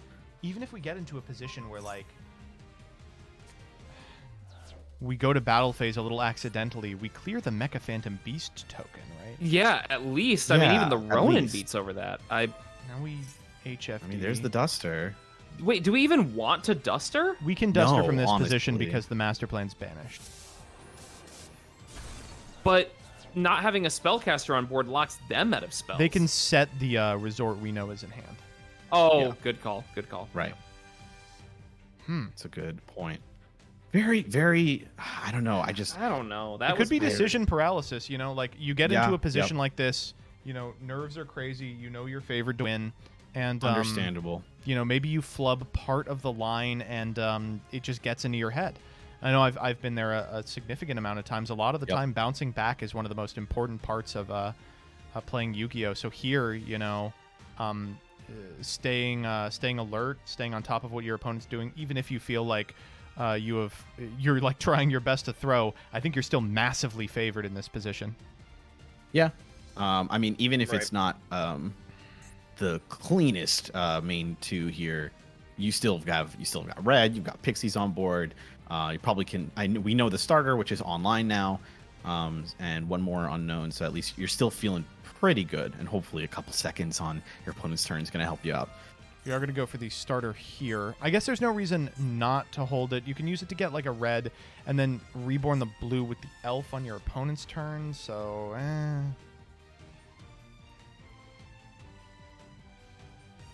At least this is an easy IP Masquerena, I believe. I mean, that's at least what I would make. with what the I don't know if you Onibimaru and wanna- the Pixies.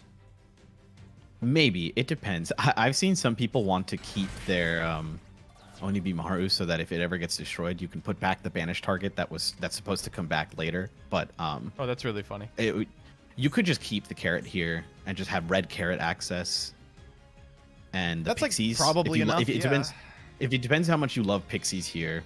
Oh, we are going to go Pixies in the red into. Oh, interesting. Oh, we're Some going Melfi of Z's the Forest here. again. Ah, right, Melfi. That's pretty good. I mean, it was a little crusty and definitely like a little fumbly, but I mean, they have gotten themselves to a.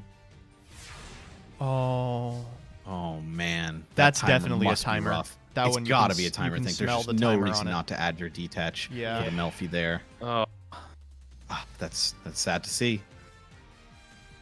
So, that said, if you go Sprite Carrot, negate the activation of the Resort with by tributing like Onibimaru, don't you just win? Well, not a super agent start gets me a little scared. You let that resolve. It's simply not a monster card. I agree. I think you do have to let this resolve, unfortunately. They missed I last mean, time. Now, They'll just miss we're again. kind of scared of the Excel Synchron, right? Because now we have a 9. Now we have 9 access. What are we For summoning Braver? here? This is where I would like to summon the red if I had one. No, the red is Oh, the red's this is- underneath the this is kinda Melfi. cute. That's so sad. So we get to go Jet here, which will resolve after resolution of the Super Agent and screw up the top of our deck.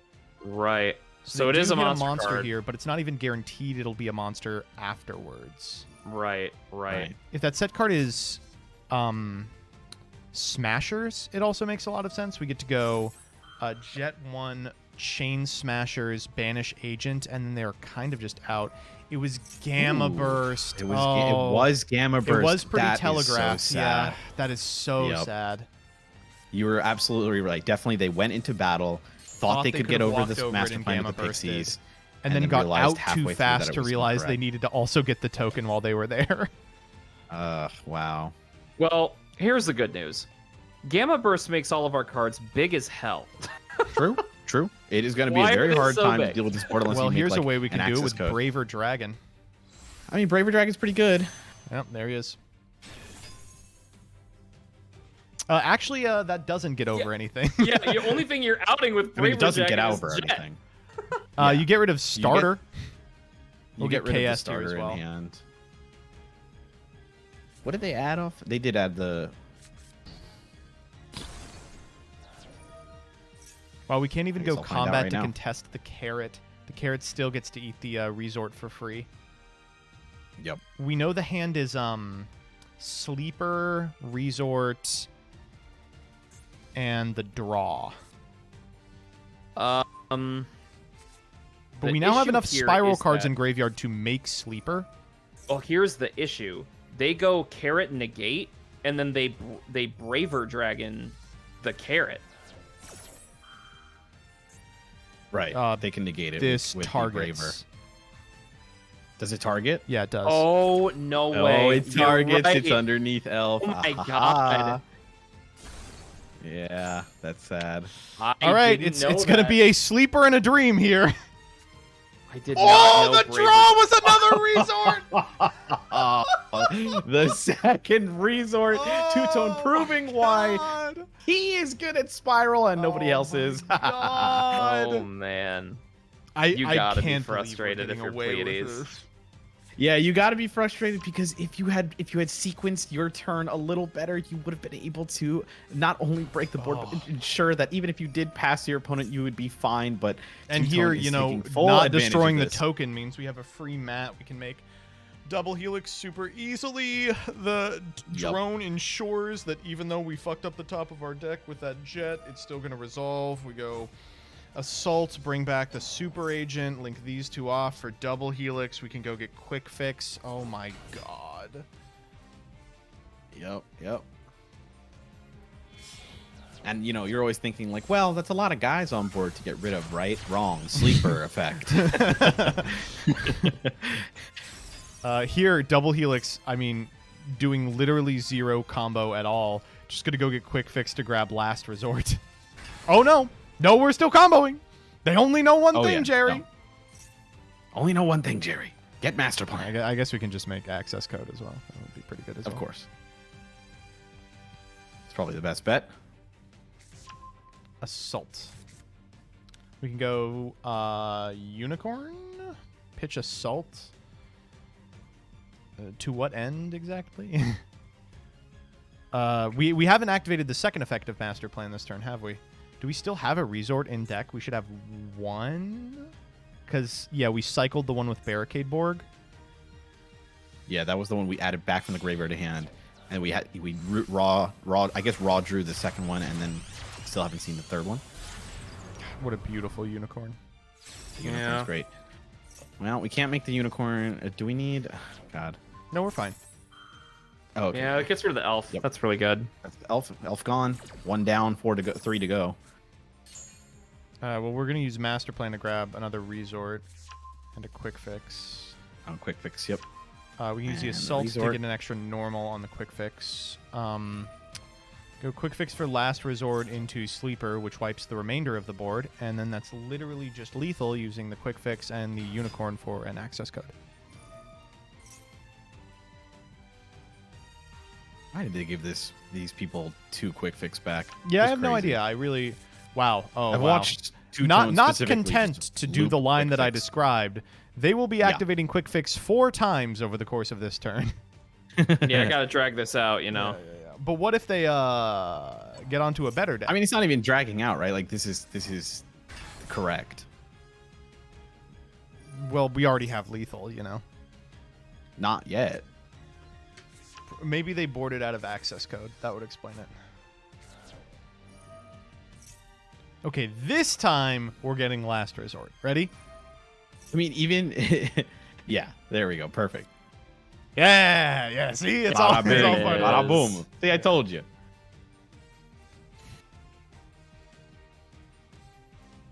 We want master plan on field so that they know.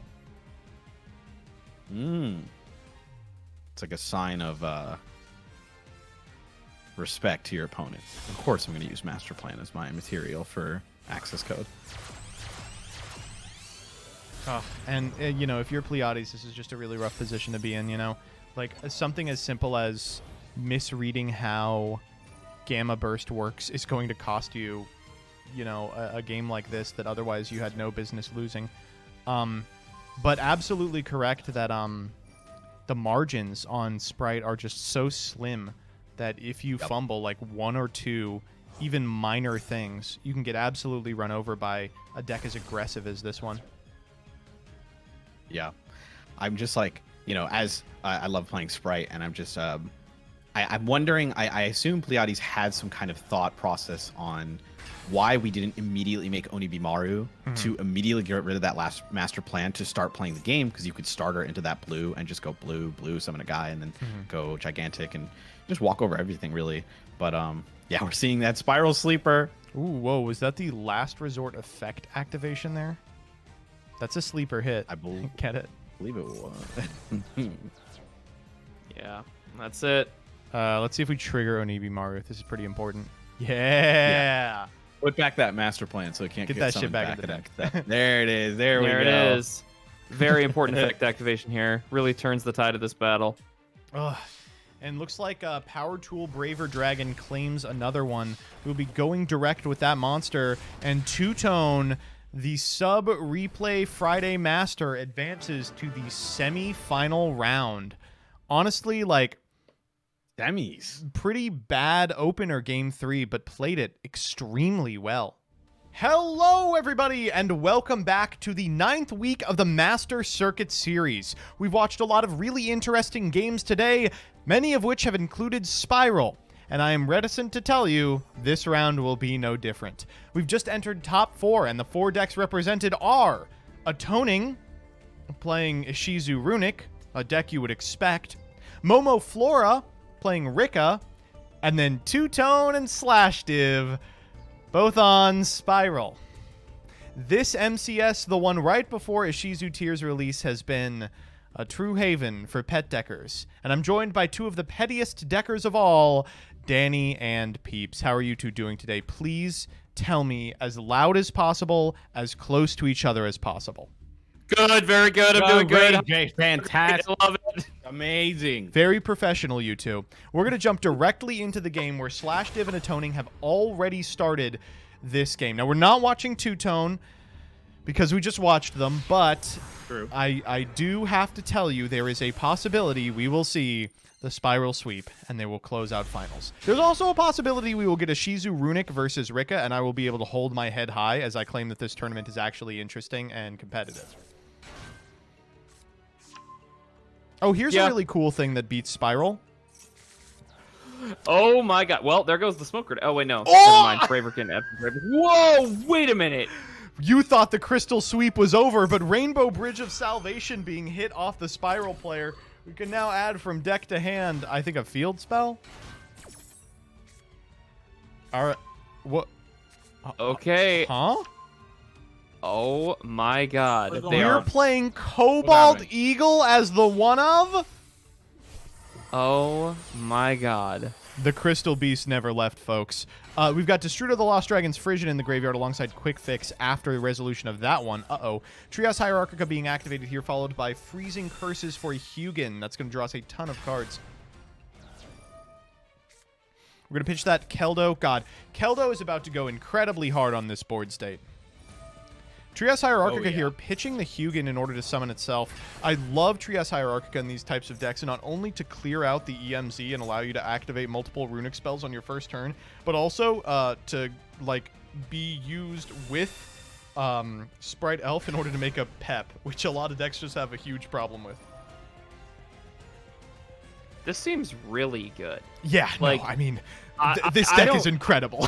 I was just saying, like, I'm just sitting here watching this and thinking about all the stuff that they're going to be able to do Yeah. in subsequent turns, and I'm like, my god, this is crazy. This deck is insane. Oh, wow. They're actually even going to get another Runic Fountain because in case they draw another Runic spell, they want to be able to draw 3 more cards. So here we can use the Hugin and the Dugaris in order to go into an Elf. We can use the Elf to bring back a copy of the Diviner of the Herald, use the Diviner to send a Mudora, so we have both names in rotation. And then at Point of Resolution, we can use the level 6 Diviner and the level 4 Keldo to also make a Baron as part of this end board. I mean, this is going to be a pretty good one. And Looking now like let's draw 3 more cards while we're at it. Here. Fountain's a card. I'm not going to try to do the thing where I complain all the time, because, you know, it's a part of the format. It's a reality, right? I'm going to be honest, but holy crap. I have almost no problem with Fountain. I think Fountain is fine. Really? Whoa! Decent banish. Well, I mean, must be a pretty good banishing sleeper. Yeah, not a bad one. Yeah, that's got to be nice. The only scenarios in which Fountain feels fundamentally unfair is here, where you get to draw 3 twice. If it had a hard once, or if it had a cap at 2, I think people would be much more okay with it.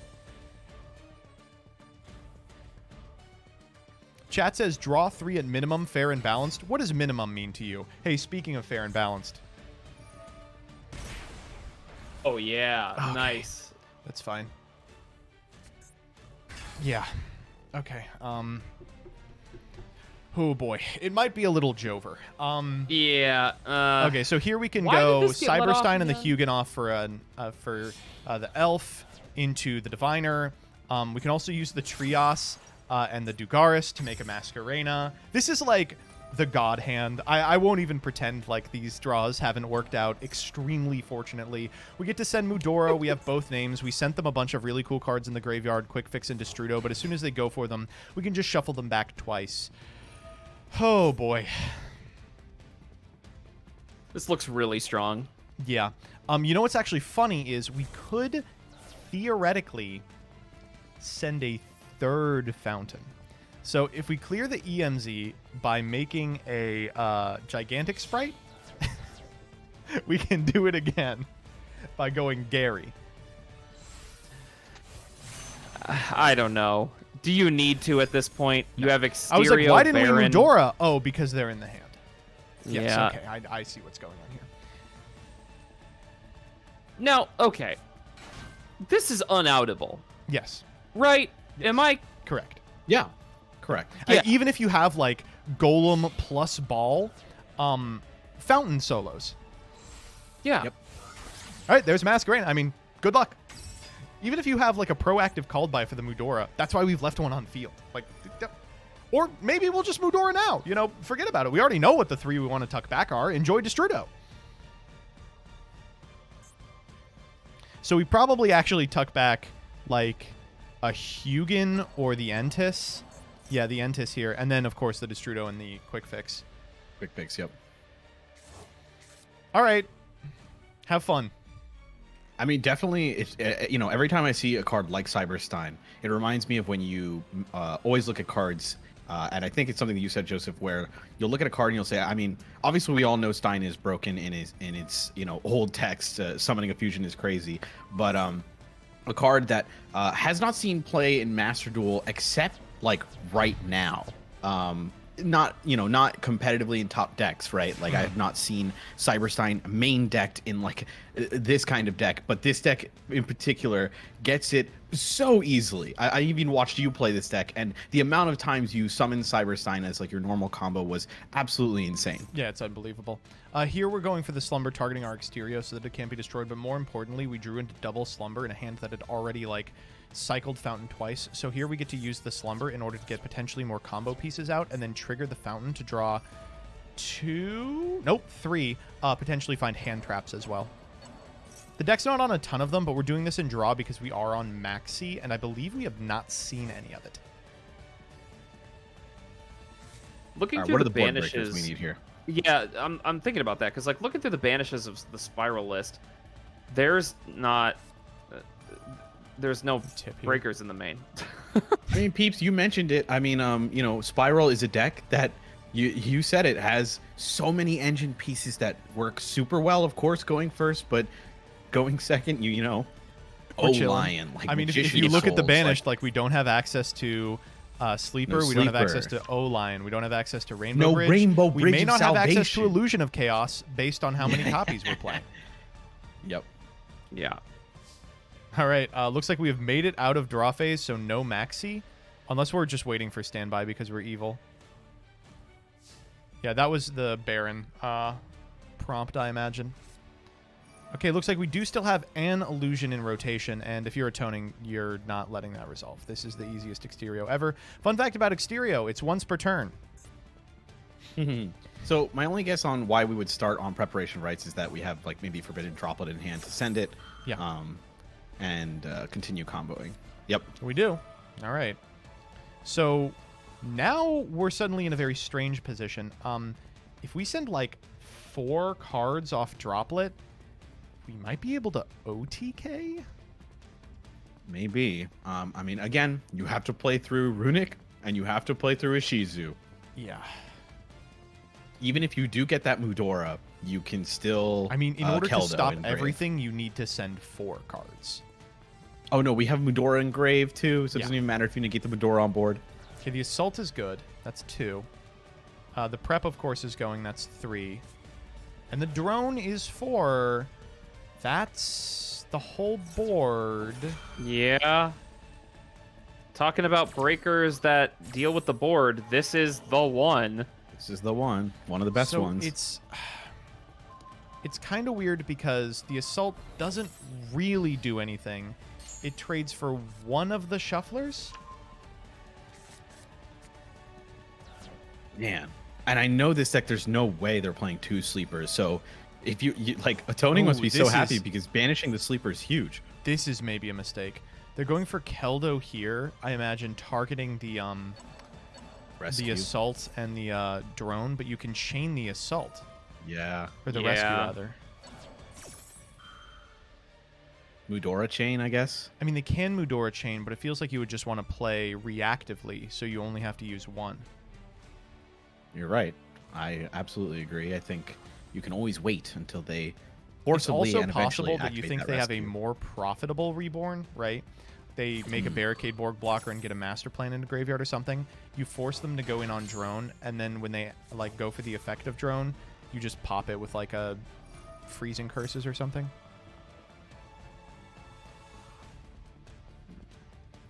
They are going for Spiral Gear Drone here. Also a really bad position to be in because if they have drawn a Super Agent, it can test the Fountain, and then you are literally boned. You're actually just boned.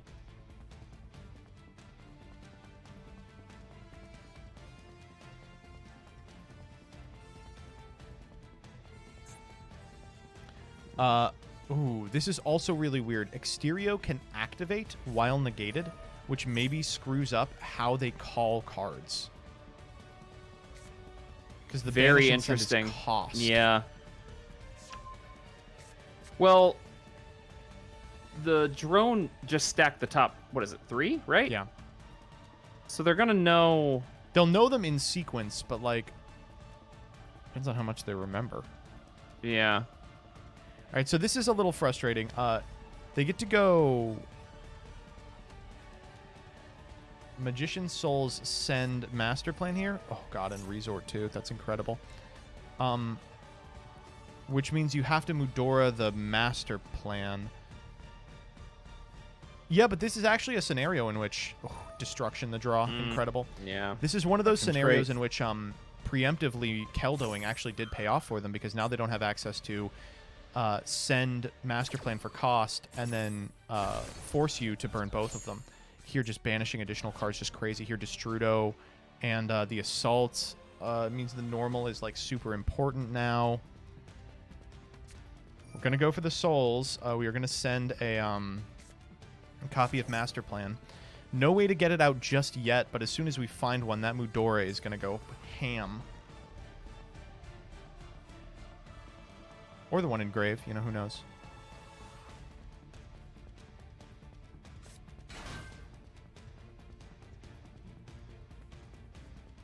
I wonder if it was worth activating Naturia Exterio in response to Resort, activating Destruction, then activating Naturia Exterio in response to that. That's like 2 of the 3 there. Oh, exterior is not once per chain. Yeah. No. Okay. Probably right. A lot's going to rely on this Magician Souls, too. Yep. Like, if they Very are important holding here. a rescue, it's, like, hugely impactful.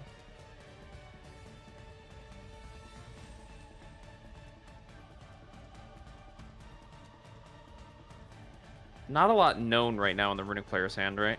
No. Okay, I didn't think so. I mean, did That's we? the normal. We still have our Mudora, right? We do still have the Mudora, yeah. So this is a really strange place to be. Hmm. You don't love to be here. I mean, No. again, a fantastic target for Mudora. Yeah. Jet.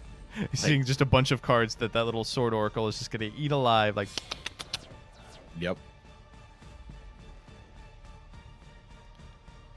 we go Nightmare Phoenix here? Yeah, to Phoenix contest would be. the... Yep. Phoenix is pretty good. If it's The rescue in fountain. hand, it's great.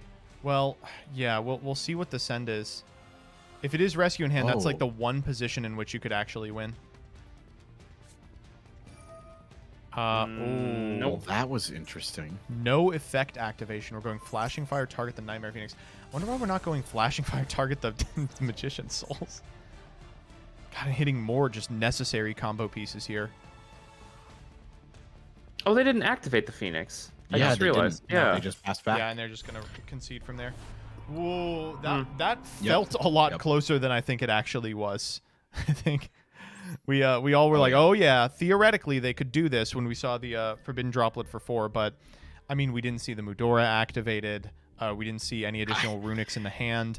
I mean, You literally predicted this scenario. You said it does, even if we got rid of everything on board. Deal with my runic. Deal with my Ishizu cards. yes.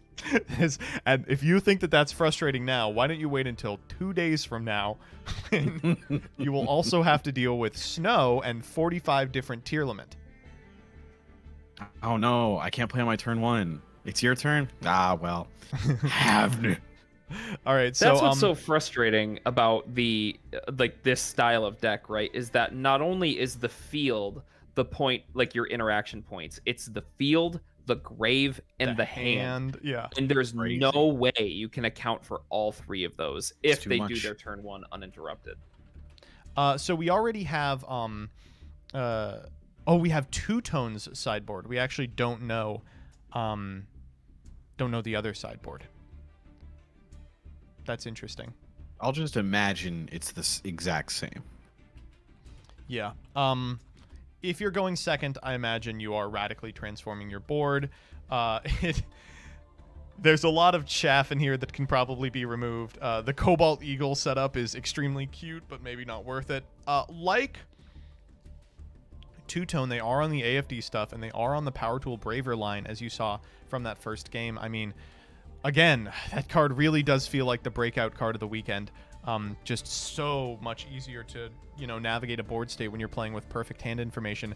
But if there's one series of cards that really screws up Power Tool Braver, and probably the reason why it's not in everything, it's Runic, because all of their cards are the same card, which is Hugin. And after Hugin, you get the card that turns your entire hand into an entirely new hand. So Right, it's a little difficult unless they draw exactly one Runic to feel confident Power Tool Bravering in that way. All right, it looks like our Spiral player is prepared. I think we're just waiting on the other duelist. Ishizu Runic has such an unbelievable flexibility out of the board because it plays so many cards that are non-engine already. It can just swap them for ones that matter. I imagine we'll see lingering floodgates like the ones we've been seeing against Spiral all day, things like Droll Lockbird and the like. Thank you, Neshi, for the raid. Sorry to hear that the Crystal Beasts were eventually shattered. You're here in spirit as we see Cobalt Eagle Activate in Rainbow Bridge. in Yeah. Spiral. One remains. Yeah, one Cobalt Eagle is still in Top Cut. By technicality, we can say Crystal Beasts made it to semi-finals of the MCS. Mr. President, a second Cobalt Eagle has appeared in the top 4 deck list. I will say it is very funny and interesting to see that the decks that we're watching right now in this match both take advantage of a very, I don't want to say Smoke Grenade's that old, but not as old as Cyberstein. A but 2002 takes era advantage- card. Right, exactly. Taking advantage of a card that, was printed a very long time ago and suddenly becomes extremely relevant in these absolutely backbreaking decks. Okay, I'm looking at the sideboards right now, and it's exactly what you'd expect. It's Yeah. yeah, it's gonna be a good old drolled and locked time for both players. I'll tell you that. Heck yeah. Let's see if we draw it. That's always the case with the sideboard. Sometimes we're just playing game ones again. I mean, if you're the Ishizu Runic player, you could play game 1 all day. You are so happy to play game 1. Yep. You are pretty happy. All right, Spiral At least Resort you're not coming going first down. this time. First activation here. What do we got? Resort.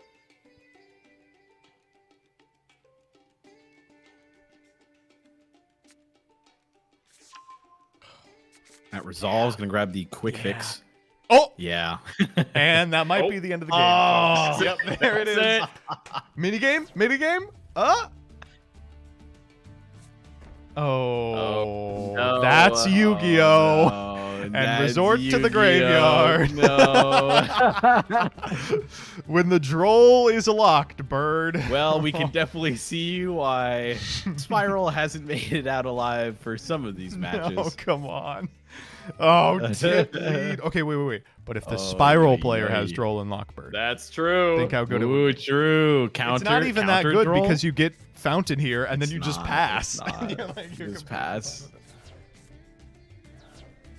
it. No, yeah, no. No. Nah. Nah. Oh. Nothing here. No. Don't know what you heard, but I'm the droll and lockbird. Oh, wow. That's Keldo pitch Mudora. Keldo Folks, Pitch we Mudora. love to see it. Oh. We do love to see it. Not even a maxi. Well, that's the thing is, like, it's in a deck this size with this many, with this many engine pieces, you can't take out.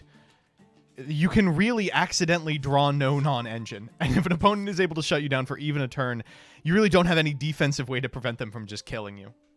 Right. Yep. There's the runic freezing curses to summon, I believe. I mean, I guess you can do anything. I mean, you can summon the 4. I guess you could summon Jerry, or you can summon No, you summon Hugin. Hugin here. Yeah, you can Hugin here. Oh, If right, you because have we have another, the Agito in hand, right? So that we can pitch it and start milling. We're not even activating Hugin. We're saying if you have Ash, you have Ash. No, Oh no, we're we are. definitely gonna He says, activate okay, whatever. Hugin. Oh, that puts the Agito in the grave too. Ooh, Oh my that's lord. a really, really good card. That's a That is really good huge. card in this position. That's actually very good. If the last card in hand is a runic, though, it ends up doing nothing because the Hugin adds Yeah. another one, and then we just gun it again. I mean, I guess this is the best you can ask for if you're Slashtive. That like, Yeah, you for just sure. pray to God that it's not a runic spell. This might do it. It really could do it. It also has to be a runic spell that's on, right? So it would have to be like almost exactly Slumber. Right. That's, I mean, if we resolve it, we are going to draw a million cards. This is weird. We actually didn't find a suitable 2 to summon. So the line here is a little wonky.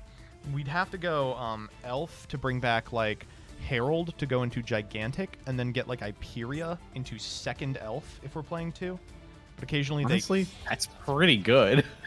occasionally they That's great.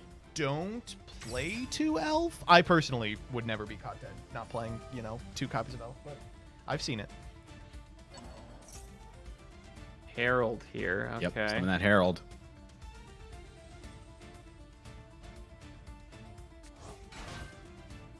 Certainly these two are going to go into Gigantic. At least we're not seeing any Cyberstein antics if we are resolving Gigantic here. Well, okay, so hear me out. You can go Cyberstein and then pay 5 for Hugin. Oh, now you're talking. I've done it. It comes up Wait. once every 10,000 games, but when you do it, you feel like the brainiest genius. Nah, just 99% of the Hyperia, time, you just Yeah. want to activate Hyperia. Hyperia. Yeah, you said this line pretty perfectly. That elf into that Gigantic, into that Hyperia to draw. So this is actually kind of a strange position to be in. I do like activating the Keldo here because you know your opponent's hand is probably gas. Like it's probably like a bunch of crazy crap that you have no chance of ever beating. And so, you know, if what you're ending on is Elf and a Dream, that might not be enough. The Keldo here proactively putting back the Assault, but I think probably also putting back the Elf because we're only playing one copy. Yeah, I told you. There we go. Yep. No, you are absolutely predicting these lines. Greedy. There's no way you can't find room for Elf number 2. No way we're again. making Elf again. That's awesome. Of course. I love that. So now it's, feel it's the same Elf, but with like the, you know, like the big mustache and glasses. Yeah, what's weird here is now I feel like we don't actually have a runic card in hand because if so, we could have made the Hugin there and then triggered the fountain. So I think we have to have Maxi that we're firing maybe in draw phase. We'll wait till main phase so that we can respond to a called by with the Sprite Elf. But really the only game plan here is Elf for the Iperia again and just hope to draw the freaking runic card. Oh my god, man. Atoning is trying exactly so hard here. Wow, it's Correct, really that's not it. even Maxi. I mean, we are just praying that we draw a runic and then the runic draws us into relevant runics. Oh, I mean, God, did we Iperia not draw hit into Cobalt? Maxi is pretty good. Didn't. Wow, Rainbow Bridge here goes Salvation, crazy. Add a Crystal Beast or the field spell. Oh my god. Mm. Why does this add a field spell? Why? So the important part here is that they're going to be able to get of course, Spiral Resort, and so many of the runic cards are just off from this position because you have to be able to target your opponent's monster. Okay, but what if Atoning draws Droll? I would cry.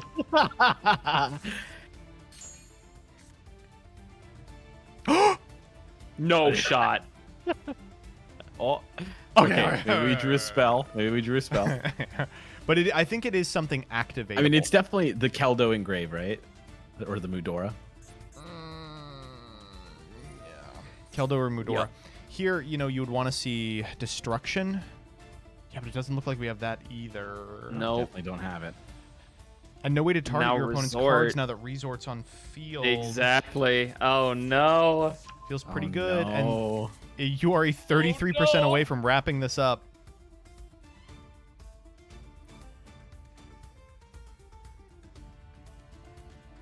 Can Keldo and Mudora get us there?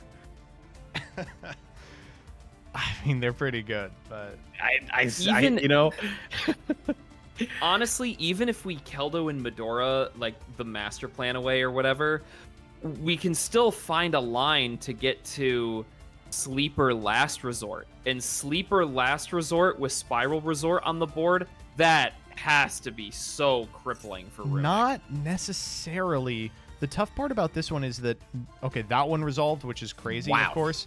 But the tough part about this one is that none of the subsequent ones are guaranteed to resolve. All right, if you've got runics, spend them now. Or maybe don't. now you feel so safe if you're slash div. Yeah, you normal summon the quick fix. Go grab, like... Oh, God. We Oh. have another access to Wow. That's, Yeah. Oh, yeah, that's Ash? pretty good. it's Well- legitimately Jover from this position. Oh no. I mean, That this was the challenge shufflers. is the Keldo, the shufflers first, right? So this is like, you know, skipping 3 to 4 steps here. We head to the souls, send that master plan, and force our opponent to start doing stuff. Yeah. Not immediately, obviously. You have to have a way to summon it, but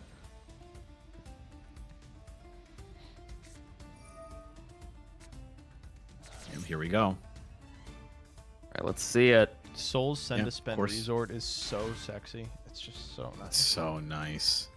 You gotta shuffle it away now. Do you?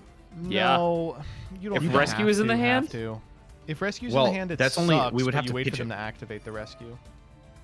I guess that's true. Smoke Because even if they do it, they would have to go rescue, and then you go cool target, right? Yeah. In Yeah. response.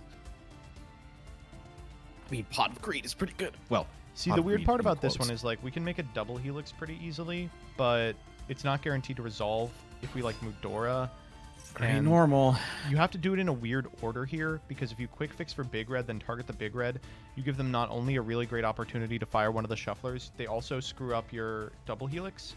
So you want to get it into a position where like they are forced to proactively shuffle their deck, which is probably just like Nat make double helix here without adding the big red, and then go for like a reborn spell on the master plan, forcing the other. It's just like, yeah, I think Peeps is right. Even if you get into a position where you can test both the shufflers, just having guys on board might be enough.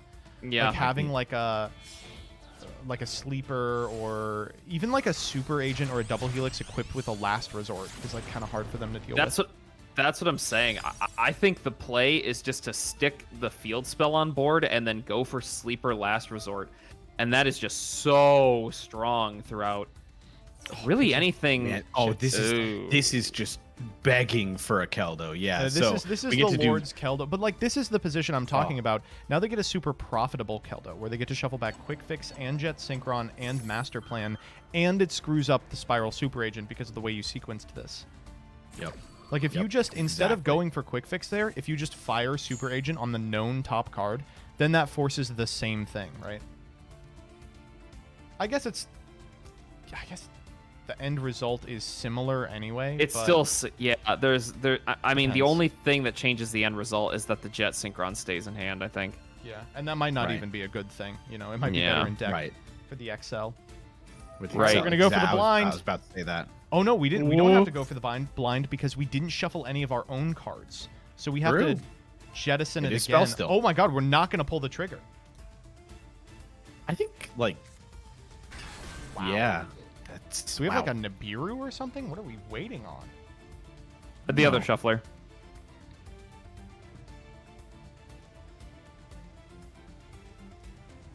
They said that's okay. They're not going to shuffle something into their own deck so that it doesn't shuffle. Yeah, chat saying pulling the trigger sucks here. That's true, but now you're dead.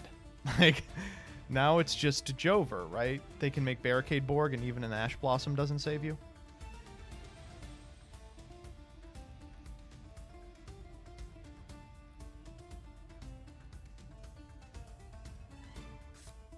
We do have a Nibiru. Wow. You do have You the called Nibiru. it. You called Wow. it. That is the Nibiru. That's an interesting one because it's actually not very good at all.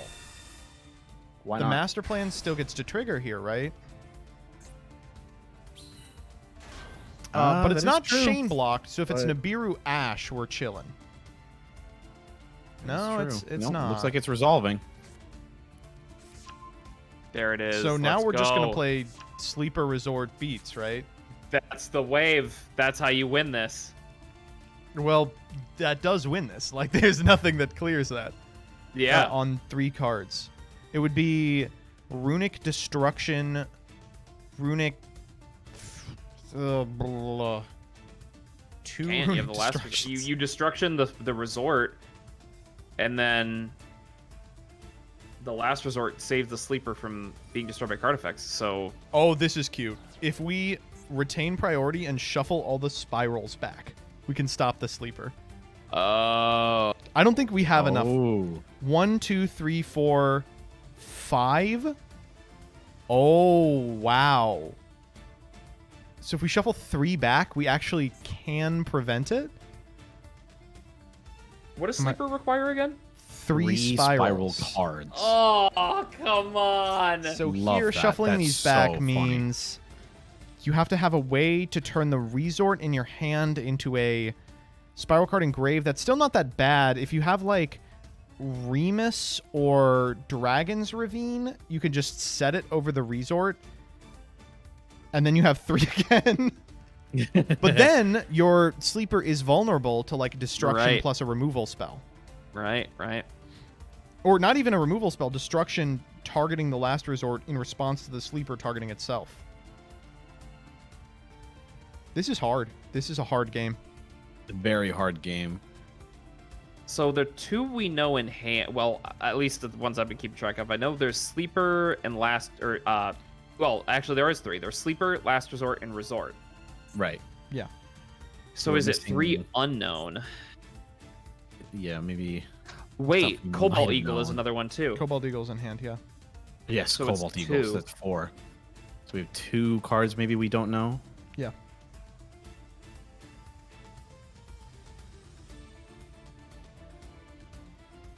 Nibiru is such a wild inclusion here. 'Cause it feels like... Oh! Whoa. I can't Oh, believe no. that the Mudora worked. I cannot Caldo. believe that worked. I cannot believe that worked. That is the most high-risk play I've ever seen pay off in my entire life. And it's I gonna win cannot the believe game. that worked. All right, we knew it was It's gonna Smiting win the Storm. game. Yeah, of course we know the Wow. Smiting Storm here. That was... Just huge. I'm dumbfounded. That was the highest risk play I've ever seen pay off. Here we go, Gary, add back Fountain. If we have anything, we could theoretically even- draw 3. And there's just no non-engine in this spiral hand. Just none. Okay, so no, there's 2 unknowns, and if one's an Ash, we win the game on the spot. Okay, but if Yeah, it's here's that's flashing fire to disastrous. pop the token, and then they Ash, and then Atoning has Called By as the last card. Yeah, for sure. No. here we go. There's no way Ash is in this deck. If there is no Ash, the game is actually over right now. Yep. Yeah,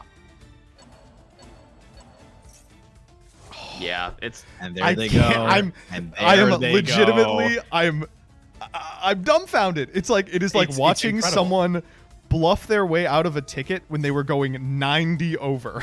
Like, that is, But officer, I Diviner didn't know is I my couldn't do normal that.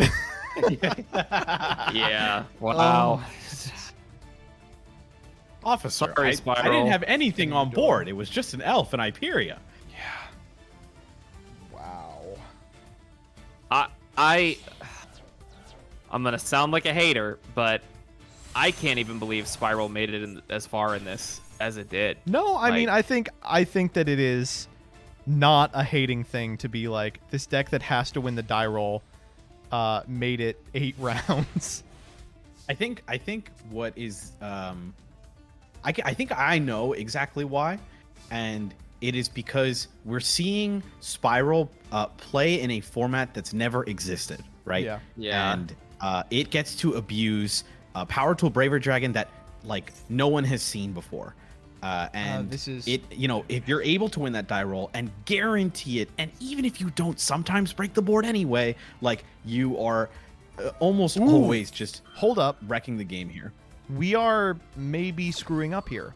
So we've baroned the Spiral Resort, but I thought the whole thrust of last turn was that we didn't have an effective that's the last mechanism resort, to get the right? resort into the grave in order to summon Sleeper, right? Oh my god, we're but we retaining have priority Mudora to Mudora, shuffle them all anyway. back. This is such a Did you goofy forget? game. This is Goofy such a game. goofy game. Oh This is my crazy. gosh. I can't believe this. What the hell is this game? It's Atoning awesome. is playing on a level that, like, I don't even know if it's like a high IQ level. It's just like they're playing like they They're are playing the correctly. Onceler. It's hand knowledge. Why They're give them playing as sleeper if they're the access? Onceler. This is the greediest I've ever seen someone play, and they are getting rewarded. Yeah. It's not greedy. I think it's absolutely correct to Well, say. it's I know it's you have sleeper. working. It's your only play. Well, okay. At least this turn is Whoa! absolutely Why would correct. we do this? Yeah, Oh, we're special summoning, right? Yeah. well, we have to attack eventually, or do we? No, you don't. You're playing Runic. Or do we have to attack at all? Why would we have to attack? I love Yeah. runic plays. Like I could attack, or I could draw 3. Yeah.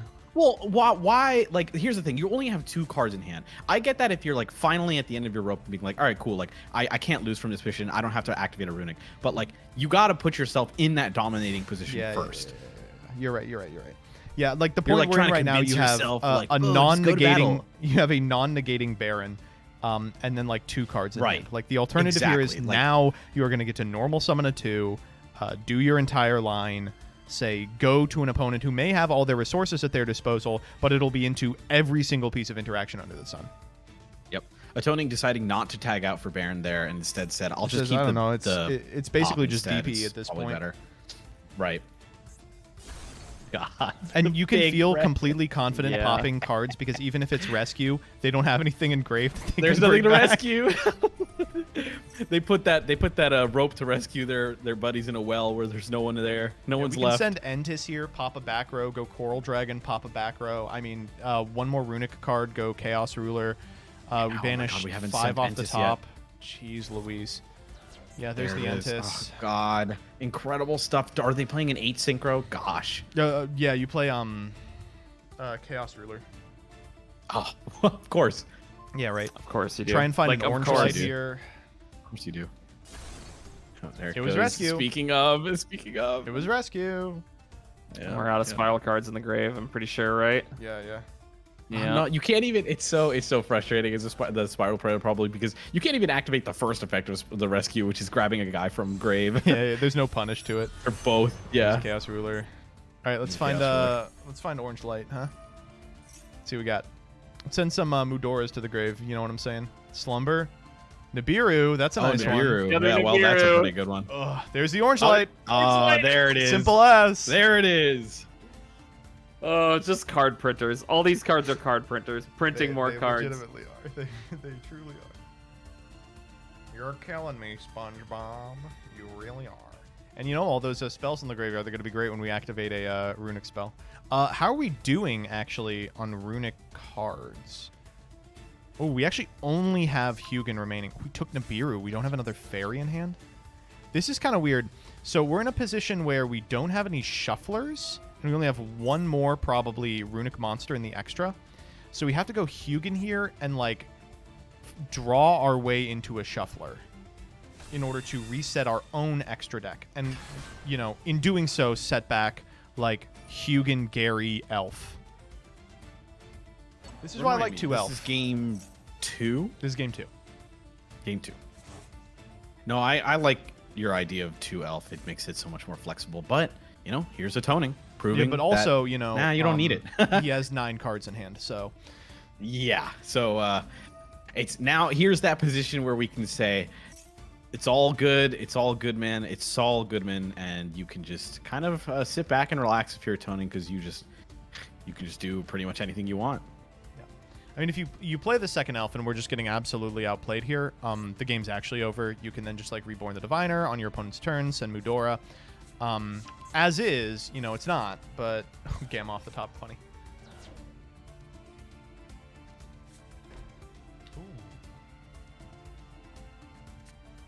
Okay, see, now we're in a bit of a pickle, though, because they have an assault or a rescue waiting.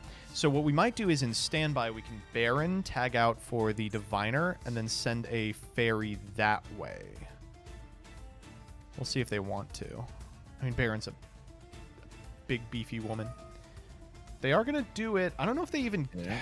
They could get Diviner, but, like, if they're greedy, they could get Hyperia. No, it's Diviner for sure. No, it's Diviner. You send a shuffler, and you're just gaming. Yeah. Yep.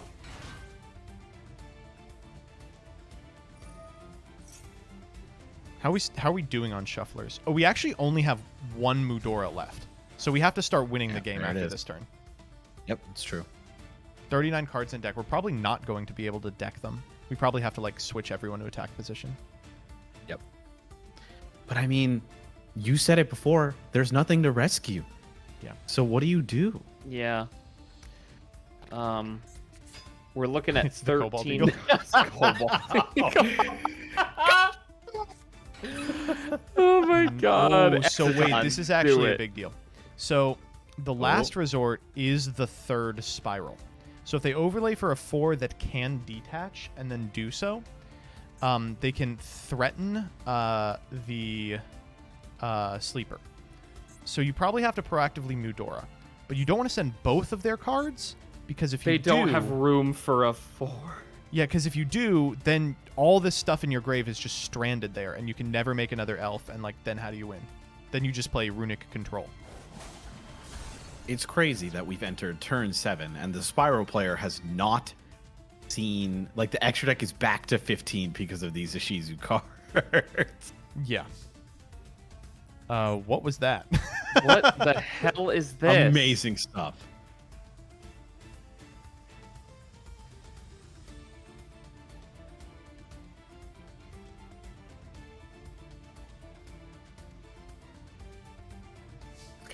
waiting patiently here. Right. There we go. So now is the question, like, they are just allergic to the fucking battle phase. What? Go to the battle phase. I will No, not. no. I will Disagree. not. We will I be will banish banishing your 40 cards. cards. Game. We will be banishing 40 cards. You think I can't do it? Watch me. You watch me, dummy. Must draw card. Must I get smiting storm.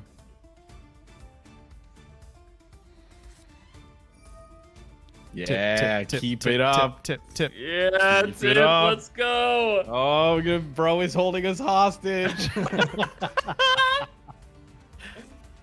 are going to run out of cards at some point. All right, Slumber's great. You Slumber Are a we? Cucumber. Draw for turn. But, like, here's Looking the at thing is, we're the not going to be 9 able to cards in the activate hand. most of these momentarily because we're not going to have cards in our extra we can go into. Like, we have to Mudora here, putting back the Hugin, but we also have to put back the Elf, and we also have to put back some number of the Spiral cards so that they don't get Sleeper online. Though at this point, I don't know how much that really matters. Yeah. I mean, you can also make a Chenging here, I guess. Start banishing their stuff so you don't have to worry about Oh, a that synchro, would or really simplify start, like, this. yeah, because you can just start banishing stuff. They'll Okay, never have all right. sleeper ever. Ooh. Yep. Speaking of the devil. Do we have a Dark Engrave? We don't. Oh, we do, Gary! Gary. Does Chenging trigger off the good. runics? That's incredible.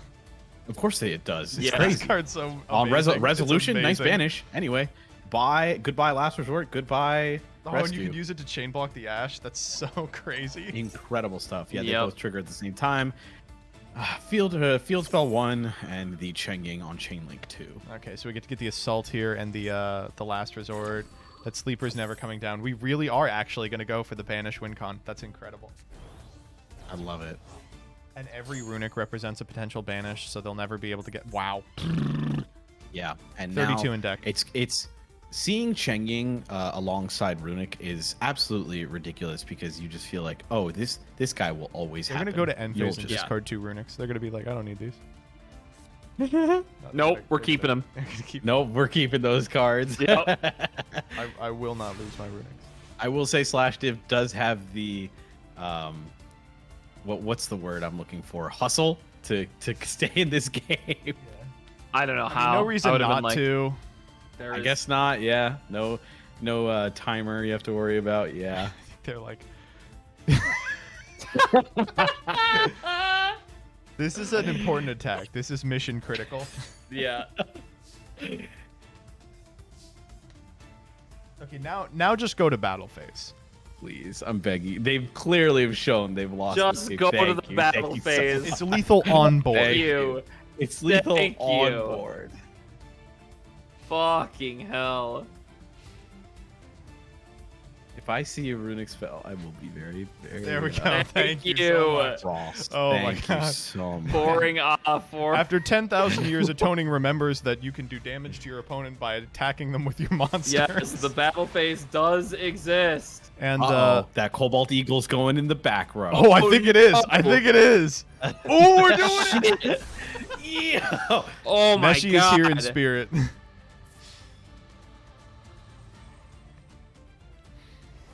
Oh, and Okay, that took Atoning way will too be long moving for the on. Nibiru to go God. forward. Two finals. We do not have the Spiral closeout. Thank the Lord. Thank God. God. Ugh. As much as I like the deck and I appreciate that it's come this far, I am going to be real with you. If a deck playing Ashizu cards didn't make it into finals, I was going to consider this an absolute failure. Well, folks, it's been a long road getting from there to here, and we are once again here with the 9th week of the Master Circuit series on the eve before Tearsmas, the day that Master Duel will change forever. I am joined for the final time by my two close friends and co-commentators, the one the only Luke Von Karma, aka Danny, and the one the only Peeps Yu-Gi-Oh, aka Peeps. Peeps, how are you doing? Danny, please speak after Peeps. I'm good, man.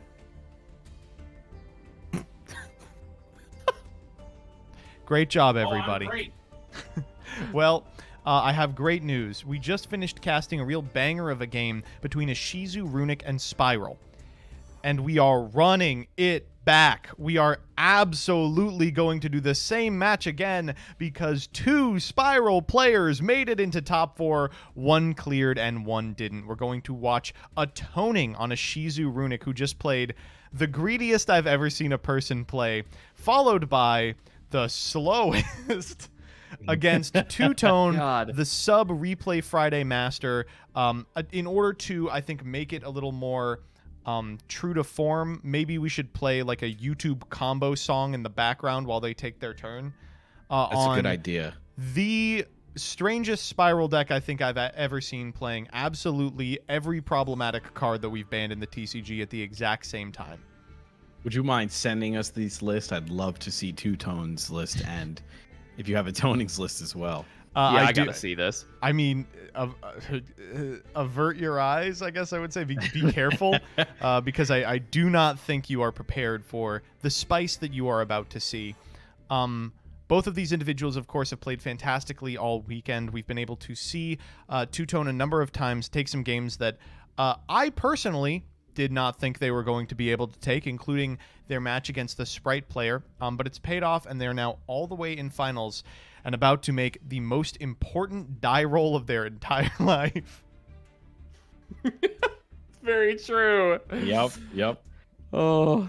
I mean, this is, I didn't want to say it, but this is kind of what you get when you subscribe to my channel. Oh, really? Oh. It's proven by Two-Tone, proven by, multiple No, name a subscribers. second It's- person. I want to hear the second sub Replay Friday person that made it. How did Stove do Wolf today? made it to top cut. What are you talking Wolf about? did make it to top cut. You are Okay, correct. to be fair, Stove's plan, and I quote this from Stove, was not to get to finals, but to be very annoying today. And he accomplished his mission. Yes, he did. Look at this. He's in chat. He said, "Hey, fuck." There you go. Tell him. They are just about ready to jump in. It looks like a toning is taking a real quick pisseroni. This is a tonings list for all of you to see. For those of you at home who can't glimpse it, because we ain't showing that on screen while the other 2 people are still in it, it's pretty much what you'd expect. It's a Shizu Runic, a deck that feels like it was solved day 1 of the release of the Ishizu cards, won the first YCS after their release, or the first MCS after their release rather, and has not changed 1 iota since. It's the same deck it's always been. I'm so excited to see these. And then Cannot this wait. is Two-Tone's deck. It is a 60 card Spiral list. It is playing Auroradon, AFD, Power Tool Amazing. Braver Dragon, Rod of Silence KS, Pankratops, a bunch of Dangers, Magician's Souls, I have Small to say, World, Mad Dragoonity respect for playing a Remus. 60 card deck that does not include grass. Oh yeah, it also is not on grass. It's on 60 for no reason. This tournament ain't real. This tournament ain't real, bro. Well, You are not let's beating wait the till we see the uncompetitive- coin flip there, buddy. Oh, true. You know what? You're right. You are not beating the uncompetitive allocation. Oh my goodness gracious. If I see a Spiral card, oh, it's a toning going first. Oh, thank Oh, the no. Lord. Come Oh, on, Two-Tone. now that's competitive. Oh, it's so good. Amazing stuff. Okay. Before you all get too excited about this incredible play we've just witnessed, keep in mind a number of things.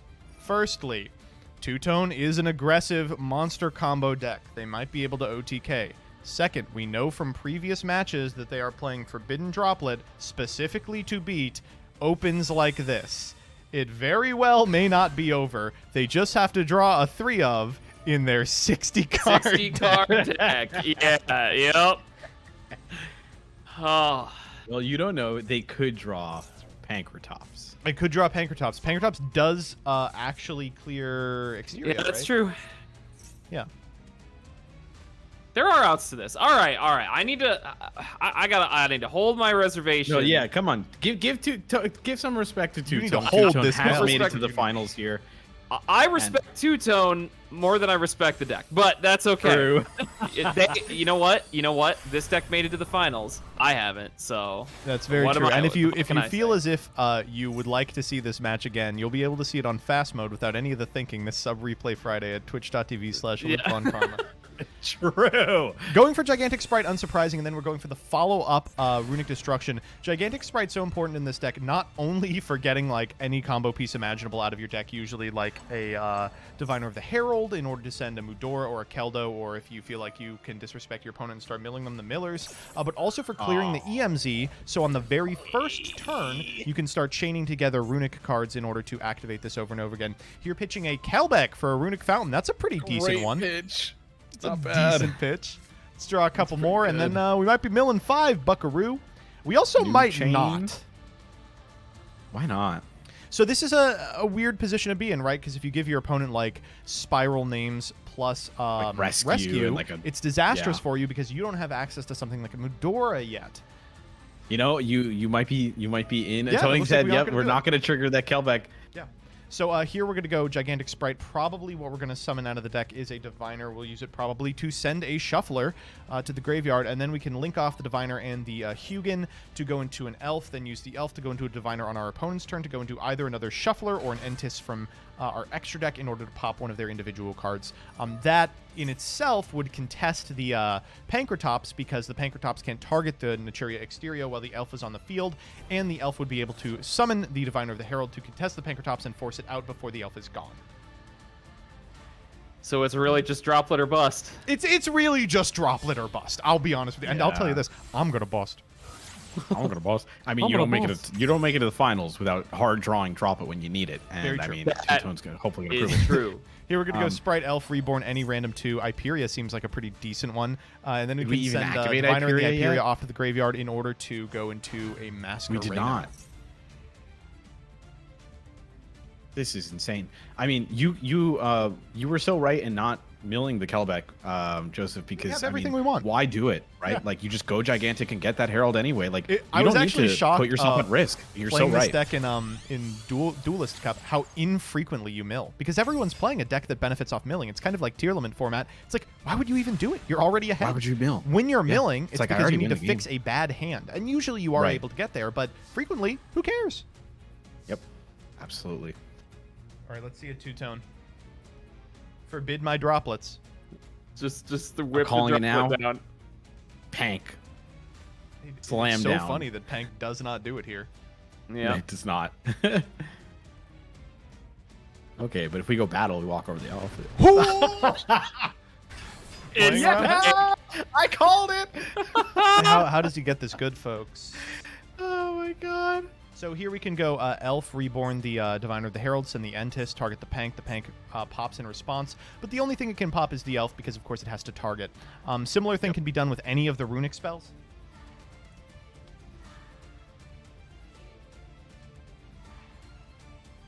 At the very least, I mean, like, if you want to go battle phase, you force the IP. You don't. Well, You go walk battle over phase, you the force elf. the Elf. Yeah. well, no, I know. I meant like you force the Elf here prior to battle. Okay, so And the one thing then- that you can do that's maybe a little more interesting is if you send Entis here and target the Pankratops, you could target Runic Fountain. That's pretty good. I mean, the Elf has already used its effect. Like, realistically, do you care about it? It's just a question of if you care about the Masquerena or the potential Runic cards in hand more. Right.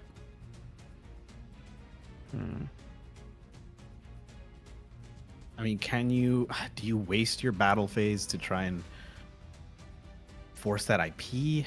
Well, the battle phase is immaterial at this point. We're going to use the Diviner to send an Entis Right. and force Pankratops out. Oh, I see. I see what you're saying. Yeah. That completely makes sense. It's just like They're a thinking really, about it. It doesn't. Yeah, chat's right. It doesn't feel like a winning line to pop the fountain because we know there's a fountain Right. in hand, and like, even if you do get to play without fear of the Runics, you're gonna have to play through Exterio, which is all but impossible. Oh my God, we went Trias Hierarchica. Oh, that's so much worse.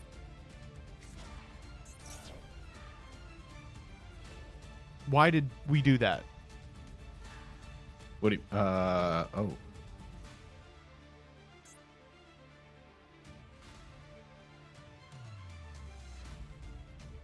Wait. Why did we do that? Oh no. I know why we did it, but I don't want to say it yet. Okay. Was it a mistake or was this It intentional? was not a mistake. It doesn't feel like a mistake. They fired it completely. Yeah, they really knew what they exactly were what doing. So it's going to special summon a fairy.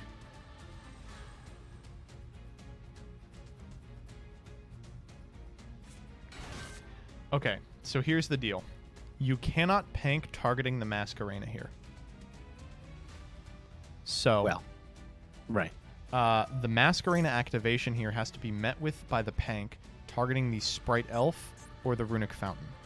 Depending on what they hit, you either go for a format Appaloosa, or if they just like pass priority, you can go for Underworld Goddess using the pank.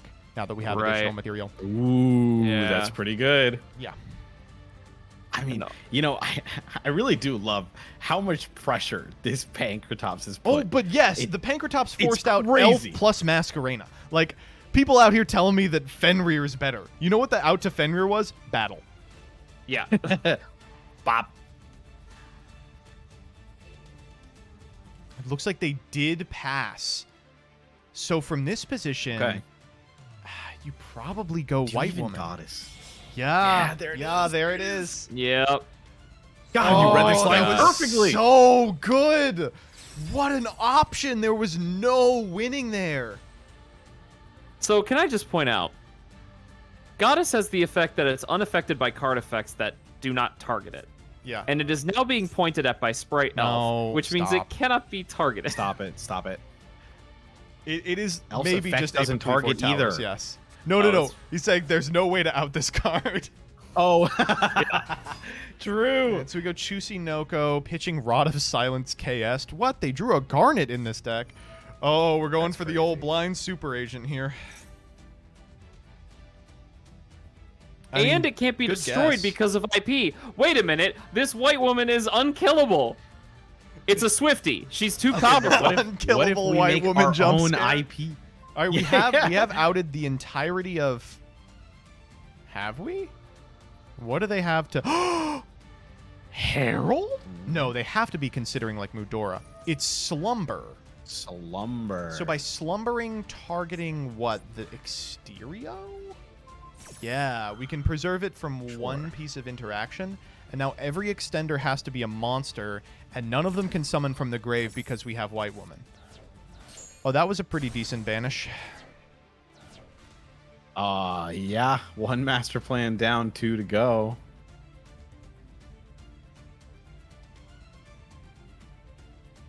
Wow, that Pank was never going to accomplish it. That's crazy. Yeah. I wonder if with Slumber in the hand, it was maybe worth just letting them go battle. And just flexing the Slumber as a way to out the Pank activation. Hit the Nessie too. That's bleak. Yeah, that is bleak. Gonna add a danger. So they can maybe get into a position where they can make Curious here, but I mean, there's just... Trying any of this with Underworld Goddess on the field is just disastrous because, of course, it just locks Graves. Yep. The big red hit. We're just cycling here. We're just trying to find something that Yeah. moves the board and doesn't lose to Exterio. Droplet would be the monsters thing. are pretty good. Even if it is Droplet, does it... I don't even know what that accomplishes at this point. We could You go have to like... draw into it. Chat Yeah, saying it doesn't Zeus. even How do do you it. think they're making Zeus? Space in this deck is so tight. They don't have room Yeah, for like there's- Fortune Tune plus Zeus for a scenario where you hit Chusinoko Right. Jackalope. Yeah. I mean, like, this is a deck that's playing a self-synchron, you know, Yeah. like We're Aurora. just going combat to eat Elf. That's like really not good enough. Yep. It's just, it comes down to it being one of the core weaknesses of the deck. I mean, like I said, Spiral as a combo deck, if it goes first, it's probably one of the best decks in the history of the game. But as a going second deck, not only does it have to fit in engine pieces that clog up the deck, but it also has to fit in engine pieces that clog up the extra deck. We're doing something here. Unicorn? Yeah. Now that we can target All right. Underworld Goddess, we can go Unicorn, target Underworld Goddess. Then we can activate like an Assault in the graveyard, and that can flex into a post-combat access code to eat the Exterio. Small World, the pitch actually, targeting the Exterio. Couldn't get rid of Exterio. That was Card the could problem in our be- hand. Yeah. Could be like Resort. Trying to think about what one card would do it for them. Even Resort's sussy. It doesn't get you everywhere you need. Yeah, just passing. Yeah. Yep. I mean, So we're not going to have a battle phase because we use the runic cards, but if we remove the unicorn, we remove the last opportunity for them to actually interact with us, which is using access code to get over the elf and do lethal damage. We have the fountain in hand already. We added it off of Hugin, so any quick play spell is going to do it, and we know they have destruction because it was the top card for the Spiral Super Agent reveal. Here we can just go into quite literally anyone. We're going to use Mudora to put back one of the Hugins, so we at least can go for a 2 and don't have to waste it on a Gary. yep, that looks like the plan. So we can start summoning and synchroing with our So it would be like... tuners. Trying to look. I'm trying to see if you can afford doing your opponent's graveyard. Probably not, but you really do want to get that Super Agent back in deck. It could be like... Yeah. Oh, I don't know about the absolutely right. fountain. Oh, maybe they're going to Fountain. add it off Hugin to chain block. That's kind of cute. That makes sense, yeah. But it I was like that. Hugin Elf Fountain. I thought it would be Hugin Elf Super Agent. Oh, Golden Droplets. I can't believe they're actually even playing this, to be honest. Yeah, right. Then you're just like, well, at least you have it's just another name. Summons a guy. Yeah. There's the It's like there's Hugin. 3 runic cards that you really don't want to be playing. Smiting Storm, Dispelling, and Golden Droplets.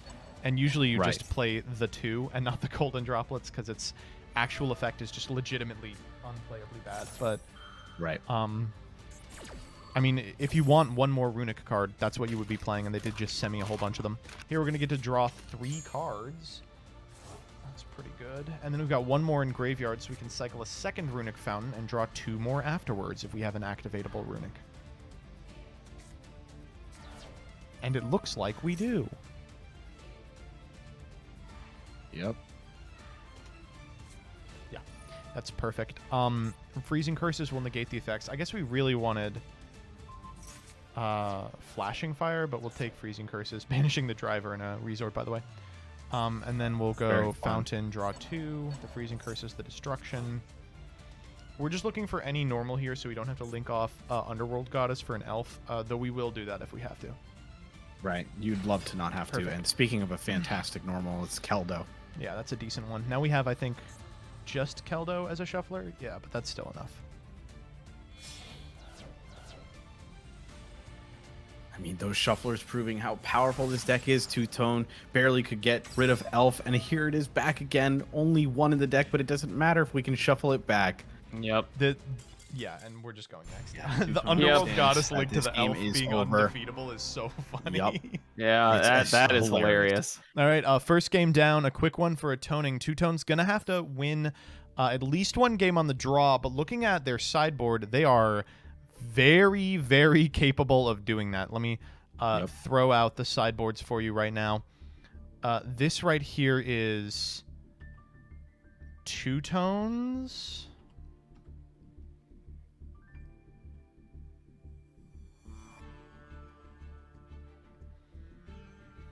And then let's see if I can fiend up Atonings. But as you can see, it's a lot of the cards that we saw him deploy in previous matches, things like Droll and Lockbird, which are just unbelievable. And definitely really, really good when your opponent is playing cards like Hugin. Oh, yeah. Fantastic against this deck if they start something like Tip.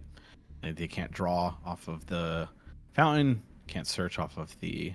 Even the Ishizus, I think some of them search as well. Stroll is so incredible. And this is a Tonings board. It's actually got a couple of cards that I think I would really hope that we don't see because they will win the game in one turn. Yeah. Yep. Wow. I'm not going to mention them, amazing. but you at home can guess. Do your best guess. Yeah. Yeah, for sure. No, but like boarding against the Sashizu runic deck is really difficult because a lot of the cards that you would expect to be good going second, things like evenly matched, just aren't. Like they play so many utility monsters that they're completely fine with being like, oh, you spent your battle phase, that's fine. I'll banish down to the field spell, and then I'll keep Mudora, Keldo, and Graveyard. And you can try and build a combo through every runic spell in the game, plus Mudora, Keldo, and then you can't attack me, so you pass back and I normal summon Diviner. No, seems pretty cookie cutter to make sure that you are dominating the game. I mean, it's gonna be interesting to see what I will happens here. reveal now the funniest part of Two Tone's sideboard. They are playing Maxi in the board. It's They are amazing. not mating it. Oh man, it's crazy to see this all the way to the And finals. they're going first. It's a great start. Got the quick fix PFP, the Royal Rare quick fix. Let's get it going, buddy. Anything on res? Oh, okay. All right, Yeah, here let's we go. Let's go. Can actually Decent get to hit, see baby. a That's the game. one. American Easy, Sniper. easy. Get out the Nessie that for some reason has a summon animation.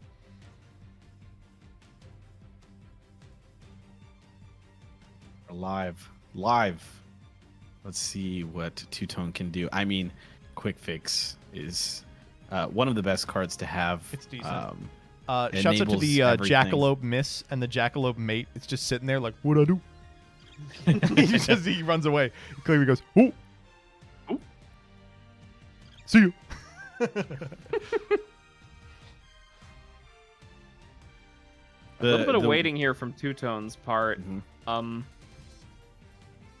Yeah, I was gonna say. I mean, like, the lines with quick fix are so interesting, and they all are so hand dependent because, I mean, sometimes the way you start your combo will be like you'll have to link off that quick fix for like a Link Karibo, and then you'll have to have that big red so that you can summon it back. But if you don't have the big red, you'd have to figure out another way to like link it off and summon it back off of like maybe like a rescue pitch or something like that. And it's interesting to say the least. It's a really weird deck insofar as the lines are not only like not linear, like they change hand to hand. They're also super dependent of like what extenders you have opened in your grip. You have to manage not only your activations on field, but also like when you are going to have the opportunity to discard cards from the hand. Like here we could link off for a Barricade Borg blocker and then like Reborn the quick fix with the big red, but that potentially burns a really opportune ability to discard a card from your hand when we get like a rescue in rotation. So it is like you do have to be managing a lot of just like incidentals, and you know, at the high level of competition in quotes, you want to make sure that you're doing that and that you're taking your time to do so. Looks like we are going to be going for that Link Rebo line that you were talking about. And looks like it. Always got to send that quick fix to grave. It's second home, especially in Spiral.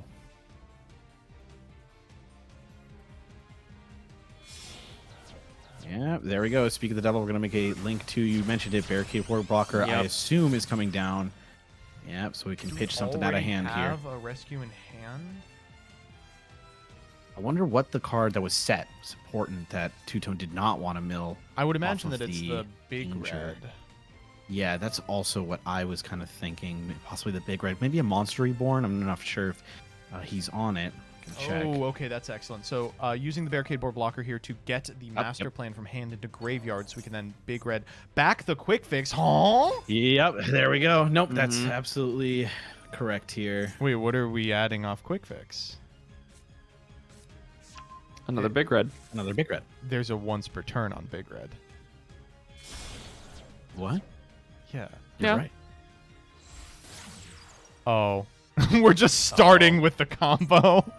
Oh. Right, quick Well, yeah, fix that is a works. machine for some reason. Yeah, right. Okay, all right. So that guy does not look like a machine. no, I mean, I don't want to be mean or anything, but no, he really doesn't. This is crazy, of course, allows you to go for like a really, really early Braver Dragon, but also it locks you out of double Helix and a really easy way to get your master plans to the graveyard. So I get the impression that this is like potentially kind of a pretty sussy hand. Either that or Two-Tone is playing exceptionally carefully and like doesn't want to lose to boarded like Nibiru's or Drolls or anything like that. I guess Droll would already have come down. Yeah. And I do love going for this first for that Braver line. I assume that is what we're doing because again, it gives us access to a guy to pitch another card out of hand. It lets us use that Braver Dragon to check our opponent and see what they're up to, and maybe find out that hey, their hand's not strong at all, and we can just take our time. Oh, wow, and as expected, the rescue in hand. We can use the Jet Synchron plus the Graveyarded Master Plan as a synchro to an 8. But as we saw in a previous game, I don't think we have any like super profitable 8s to go into. Yeah, so here just going into a 4 on Herald of the Arclight, and I imagine the Braver Dragon. You know, this might be it. We might be stopping here saying 2 hand loops and a negate is enough to beat you. I will go for the big, like, fuck off combo when I am confident that you don't have enough to interrupt me. So we're going to get to see the contents of the hand here. Yeah. Now, the thing is... there are some hands from Atoning that if you see with Smoke Grenade, you are just going to concede. This is one of them. Wow. Wow. I mean, good luck. What do you do here? You know, good luck. You'll probably take Tip and then in standby I guess take so, Fountain. yeah. I would do Tip, I guess. I would hate Fountain because then you give them Jerry access. Okay, so right? what if you do this? What if you go Flashing Fire... then Freezing Curses and Standby to force them to tip for one of those to out the Herald, and then they'd have to pitch the draw to get a... Oh, man, this is... Oof. At the very least, if you're two-tone, you can say, okay, I know they're all runics, so I can kind of feel confident that I'm not going to, get sacked by a giant, I don't know, a sphere mode or something like that or whatever. So, draw it off the top. Well, of course. I mean, you can put that up to chance, but at the very least, you feel a little better that you're not really like, sucks running that they into have something like 5 different names.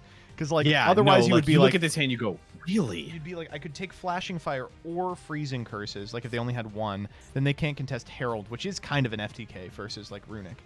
But and remember, I mean, seeing a hand like this, Tip, if you can yeah, somehow... I think you gotta take Tip. Yeah, you gotta take the Tip here. Oh wait, I Absolutely just correct. realized Herald is monsters only. I'm just talking out of my ass. For what? For Herald. So here we can go For the macro effect. Yeah. Oh, yes. We can go bring back the master plan. We can go master plan to grab a spiral mission, but like then what? We're locked into non-links, so we can't send her to the graveyard. It's What gotta if be they village? have We've seen the Secret village set up a couple of times. Yeah, No. village would have soloed here, but no. Looks like no. No. Okay. Oh my Okay, God, ready? if you're There Tony. is a play that would make all of this make sense. We'll see it in draw phase if it exists. No, okay. All right. We are actually playing Yu-Gi-Oh. Playing Yu-Gi-Oh today. I mean, oh man, you were absolutely right. I think that the hand from two-tone was not as powerful as it could have been, but I mean, there probably God, was a seeing- line where he could have done a long combo, but felt uncomfortable doing so post-board, which I think is fine. Like saying, Yeah. I'm going to rip the best card out of your hand, put you under macro, and demand that you out Herald plus Braver, plus you also have to be able to beat Master Plan. I mean, on the crackback, I will just kill you. That's a pretty fantastic place to be in. You know what would be really funny is if we drew triple tack for turn. That would be hilarious. oh my goodness, that would be very powerful. Right, so we are going to be able to get access to Magician Souls. I mean, we are set up for an extremely explosive turn 3. And we do know that we're not really under any pressure because the whole hand is runic spells. So unless they drew, pretty much exactly Diviner of the Heralds, you can feel decent about this. A lot is going to, come of these draws. Jesse, thank you for the 248 quadrillion Raiders. I hope you all had a really good time. And I hope you now are going to have a really good time watching the 2 greatest decks in Master Duel, the Shizu Runic and Power Tool Braver Dragon Turbo. Get at him. Oh, there's the Hugin. Yep, there's Hugin. So Hugin...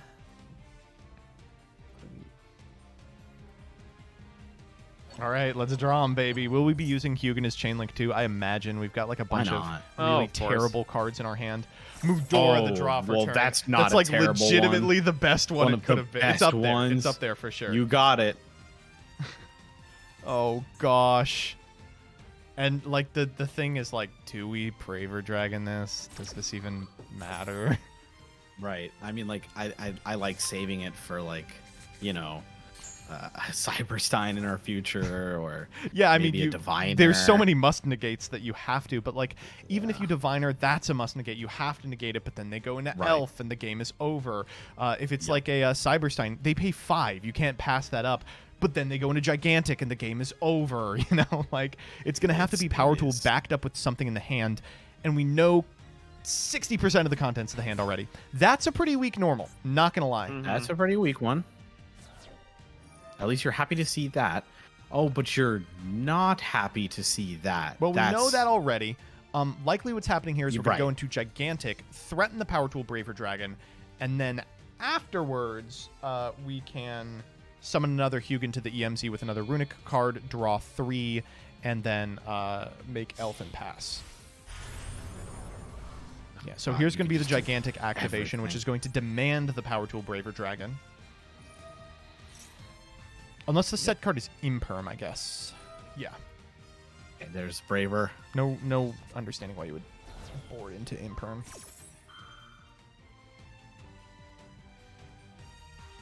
Oh god, we have a response. Oh my god, we drew Flashing Fire or Freezing Wow. Curses.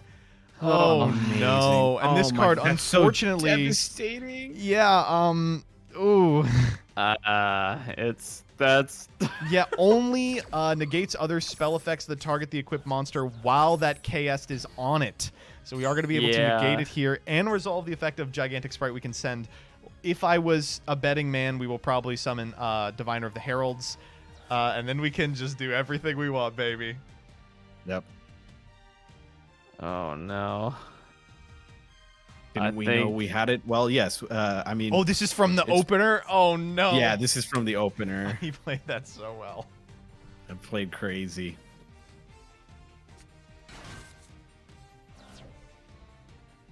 Because we knew the pitch off of the Braver was the tip. Yeah. They had access to all 3 of these. Fountain here for freezing. Fountain curses. for 1. Yeah, I will. Whatever. We'll take it. We had the Ash the whole time. We chain blocked the Fountain twice. Oh my goodness.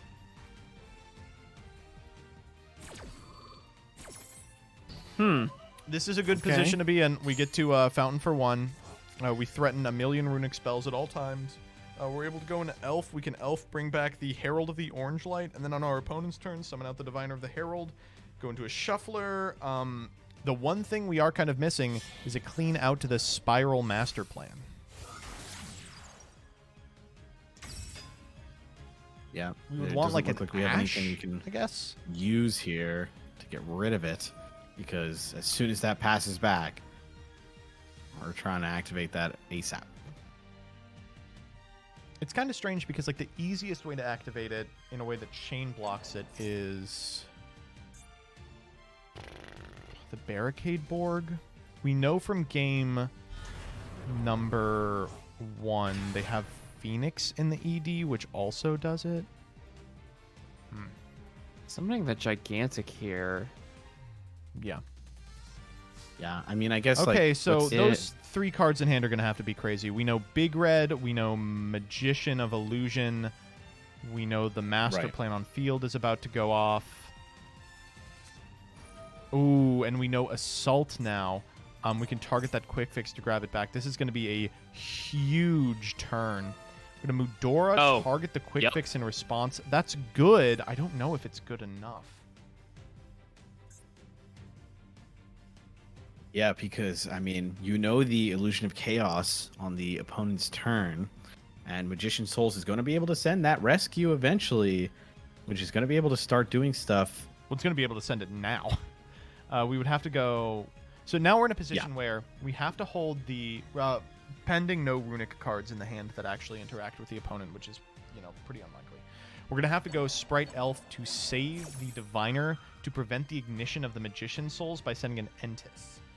But after that, we have no interaction with our opponent.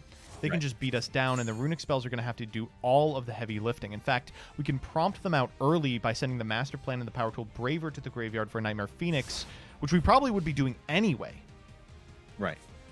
So despite the fact that it was a really weak open and a pretty powerful crackback from Atoning, Two-Tone is really in the driver's seat on this one. I mean, every card in the hand is gas, and they have like on-board lines to clean up what is left of Atoning's first turn. Yeah, if you're Or thinking, they'll just draw Maxi. Okay. Or they will draw Maxi. Sure.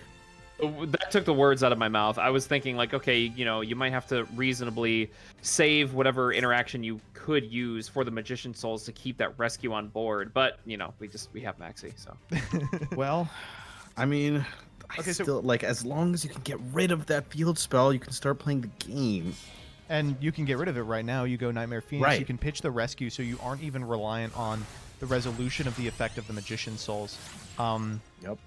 I guess the single punish is if you've got negation for the Nightmare Phoenix and a follow-up runic card that makes it worth your while.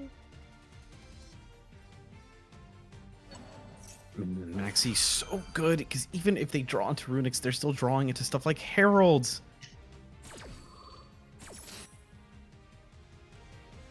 It's funny, if you have destruction in hand, there's maybe an argument to doing this after the Master Plan activation and eating the Power Tool Braver Dragon and just trying to keep them off of 2 monsters.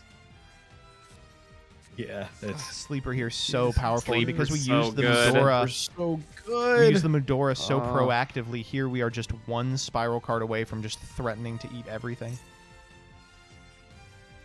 So now we only have to deal with, at least for now, before we draw I wonder if cards, we send a that Miller just to shuffler. potentially hit a Shuffler.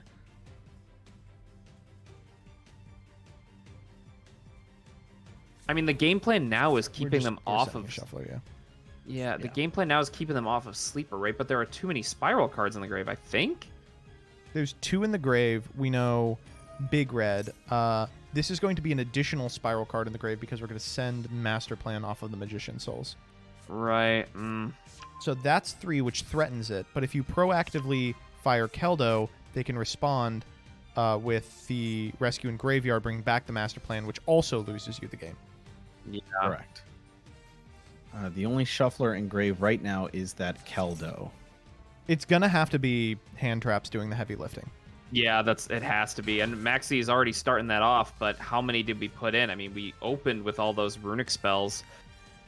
So there's a pretty big chance that we still have a lot of... We actually, I think, Hand have seen traps to every draw runic into? spell from the opener already. Well, Going for 2 off the The Magician Souls, draw that's two. pretty good. If we have an Ash Blossom, that's nice here, but isn't even, like, fantastic.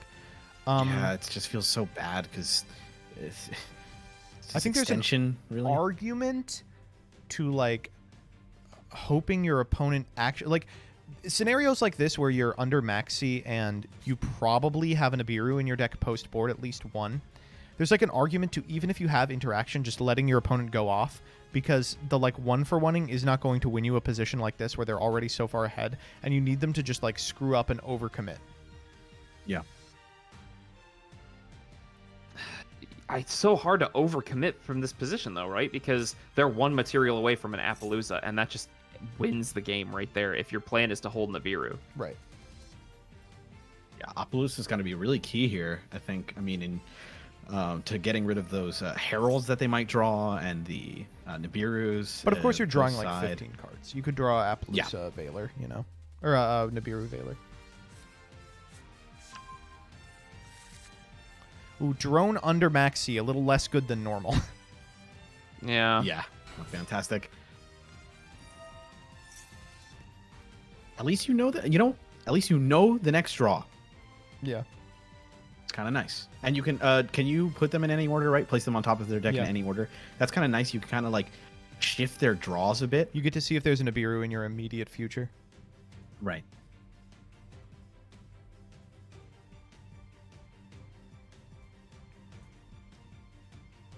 Two-Tone's goal now has to be game. Yeah, of course. Yeah, there's not going to Of be course, another turn. Of course. Yeah. There can't be another turn after this. Oh, we are okay. So whatever is going on, we feel Uh, uncomfortable enough that's worth proactively Keldoing to screw up our deck. I imagine we're probably targeting some of our opponent's traps. Yeah, here the rescues to force them out early. So doing this forces them to activate them in response and will give us an opportunity to fire a Nibiru before Apollosa comes down, because these are summons 4 and 5. Yep. You're right. This is like if it's Nibiru in hand, this is an immensely intelligent play. And an even more immensely intelligent play to not activate one of them. Did they only have one target, or was that just like super... Wow. Yeah, oh they knew. my god, what a player.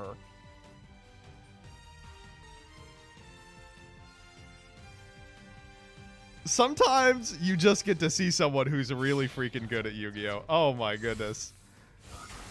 Oh, Incredible Well- stuff today. Wow. although this is summon 5, so maybe not. Yeah. We have another one. Ooh, wow. That's incredible. Ooh. Okay. That's a really nice one. Hitting And there's the Mudora other 2. shuffler. Wow. Oh man. And now we only have we one Mudora trap this card in the turn? graveyard. No, we only Kelbeck this or Keldo this turn. Oh I'm yeah, it pretty was sure. Keldo. Okay. Right. So we have the Medora. Chat available saying as freshly well. drawn orange. It's at 3 and he's drawn 6 cards this turn. And he shuffled one back as well. Yeah. That was pretty good. Well, now we are way off of Apollosa. If they want to commit, they're going to have to commit and say Nibiru be damned.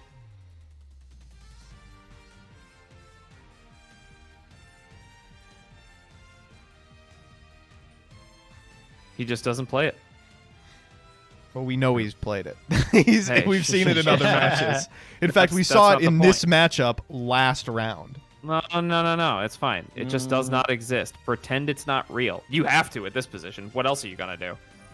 Well, Yeah, you've I already mean, committed so much. I'm like, no, I mean, if they Nibiru, you can get to a position where, like, perhaps you can threaten reborn spells in a way that you still have some gas in the tank. And then I'm like, they'll have drawn 9 cards. Unless you're killing them, it's over. Good Mudora. I imagine Right. will be met with the rescue here, but does blank one of them. At least we are out of shufflers for two-tone. Must be a little relieved to Yeah, no finally get those shufflers. out of the way. But shuffling back all those spiral cards, getting them out of the graveyard, is just putting them so far off of Sleeper. We're now in a position where I don't think it's feasible we can get to it unless we link off the Master Plan, the drone. And at that point, we are just a sitting duck for Nibiru. And in doing so, we're drawing them 2 cards. All 3. Is that a Seliner? Is it gotta be. Celine? Yeah. It's Yep. looking like it. Yep. It's going to be a plus 19 on this Celine. 7.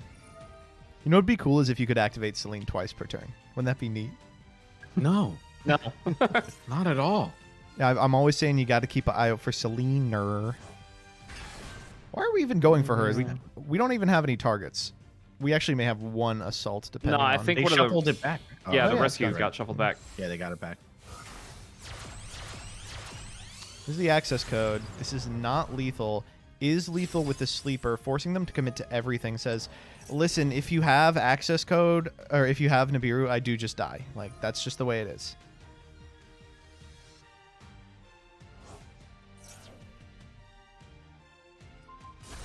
If there's nothing in hand, this is it, right? I mean, at this point, We Infirm herald also does it. the effect of Sleeper, I guess. Like, sleeper doesn't need to use an effect.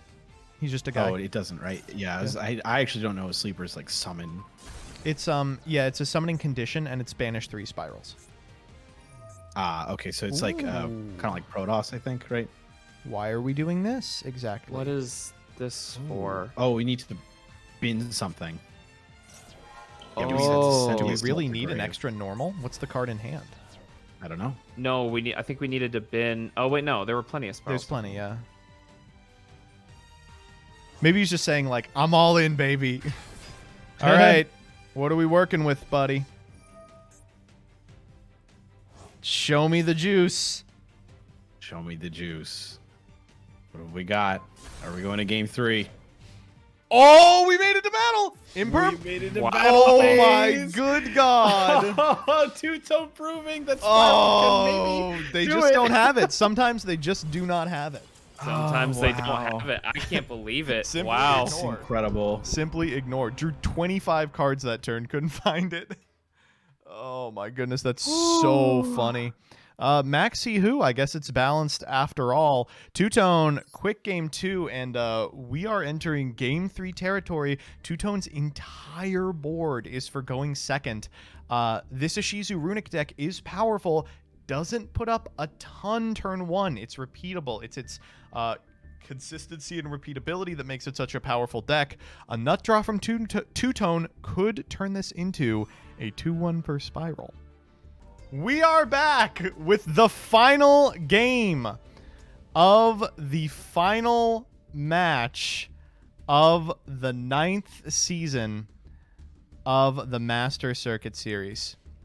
Now, for those of you at home who are wondering what happened, here's what happened. But first, let me make sure that my 2 co-commentators, Danny and Peeps, are both here. Are you? Did you both make it? Are you both here? I am here. All right. And I've got the wheel up. Yeah. So here's what happened. They both were able to connect to the game, but in a way that prevented anyone from watching them. This is a true Master Duel server memento. So we will be watching it sub replay Friday style. Sub Replay Friday. Behold, We made it. the We're here. final game. Hello, Pete. Now Hello. I've turned it on emote only as well because people who are Oh, in I the gotta server could have watched a stream of it and know who already won. So for this one, Atoning is going first, and this hand is killer. Maxi coming down like it matters. Okay, we called by here. Sure. Yep, okay. So you see the 2 Ash Blossom in the hand, and obviously you get a little scared for the Runic player. This is a hard one to place for Two-Tone, because obviously the Chusinoko could make this like a completely playable hand, or one that isn't playable whatsoever. All right. So interesting that they didn't go for any sort of interaction there on the Hugin. You'll notice going for the Agido here just because the hand is so PP bad. You just absolutely have to. Did unfortunately hit a Spiral Mission Rescue, so we have to be careful about what we're milling from this position on. Elf into Hyperia. And that's a decent one. Oh, Not bad. Yeah, we're just going to flex that Okay. as a way to do Herald of Orange Light stuff. Runic Fountain here. Chusinoko, another drawn Maxi. Hits one of the 2 Ash. Best possible hit into Drone. Uh-oh. Uh-oh. Those 2 to the graveyard for Uh-oh. Nightmare Phoenix. That's going to contest the Runic Fountain and put a card in graveyard that's not terrible to Reborn for the Assault. We're going to go for the Herald here, which will put a Keldo into the graveyard, which contests the Assault as well. This is both players playing on absolute minimal points of interaction. End of main, we're going to use Sprite Elf to bring back a Herald, but that does pretty much less than nothing here. Herald, a pretty bad man. draw. They're going to go for Maxi, and I wonder if you just pass from this position. The Well, best yeah, you can I hope think for you is can just gigantic. pass, right? We're going to go Masquerena, actually. And then go to the end phase. Magician of this... Oh, this could unlock the whole hand. What a draw. That's less of a good draw. We're going to go not a great Illusion one. of Chaos. Going to be met with a Sprite Elf targeting Hyperia. Again, any individual Runic card could turn on the entire hand. For Magician's Souls... All right. Here we go. Putting back Master Plan, There's that hilarious. draw. Hyperia to draw. That's the best one in the deck! Oh my god. Magician's Souls met by Runic Tip. Runic Tip fired. We're going to resolve. Tip is going to grab, Flashing Fire to contest the Magician's Souls. We're going to go ahead and banish a card off the top. Down comes the Magician's Souls. New chain. Let's go for Runic Fountain. And I imagine the Ash Blossom will come down in response as well. Ash. Oh, man. Oh, no. New chain, we're going to go IP Masquerena and... What, Apollosa? Oh! No. Oh my Oh god. no, it's the White Woman. It's Underworld White Woman Goddess. jump scare. That has to be it, right? Well, There's we can't no activate way. Flashing Fire. So we do still have to draw something crazy here. That's not it. And they kept Illusion of Chaos so they can try that exact same line again. Destrudo's crazy! Oh my pretty gosh. good here. Oh my goodness. Okay. So we put back Illusion of Chaos. And we go to end phase. Are we out of... Why are we not Magician Soulsing? Did I miss something? Droplet to draw. And they say, that's it. I have no way to contest the Runic Fountain. No. We will now concede. Wow. Atoning Wow. your Week 9 Master Circuit Series champion, Ishizu Runic. One more MCS title for the road.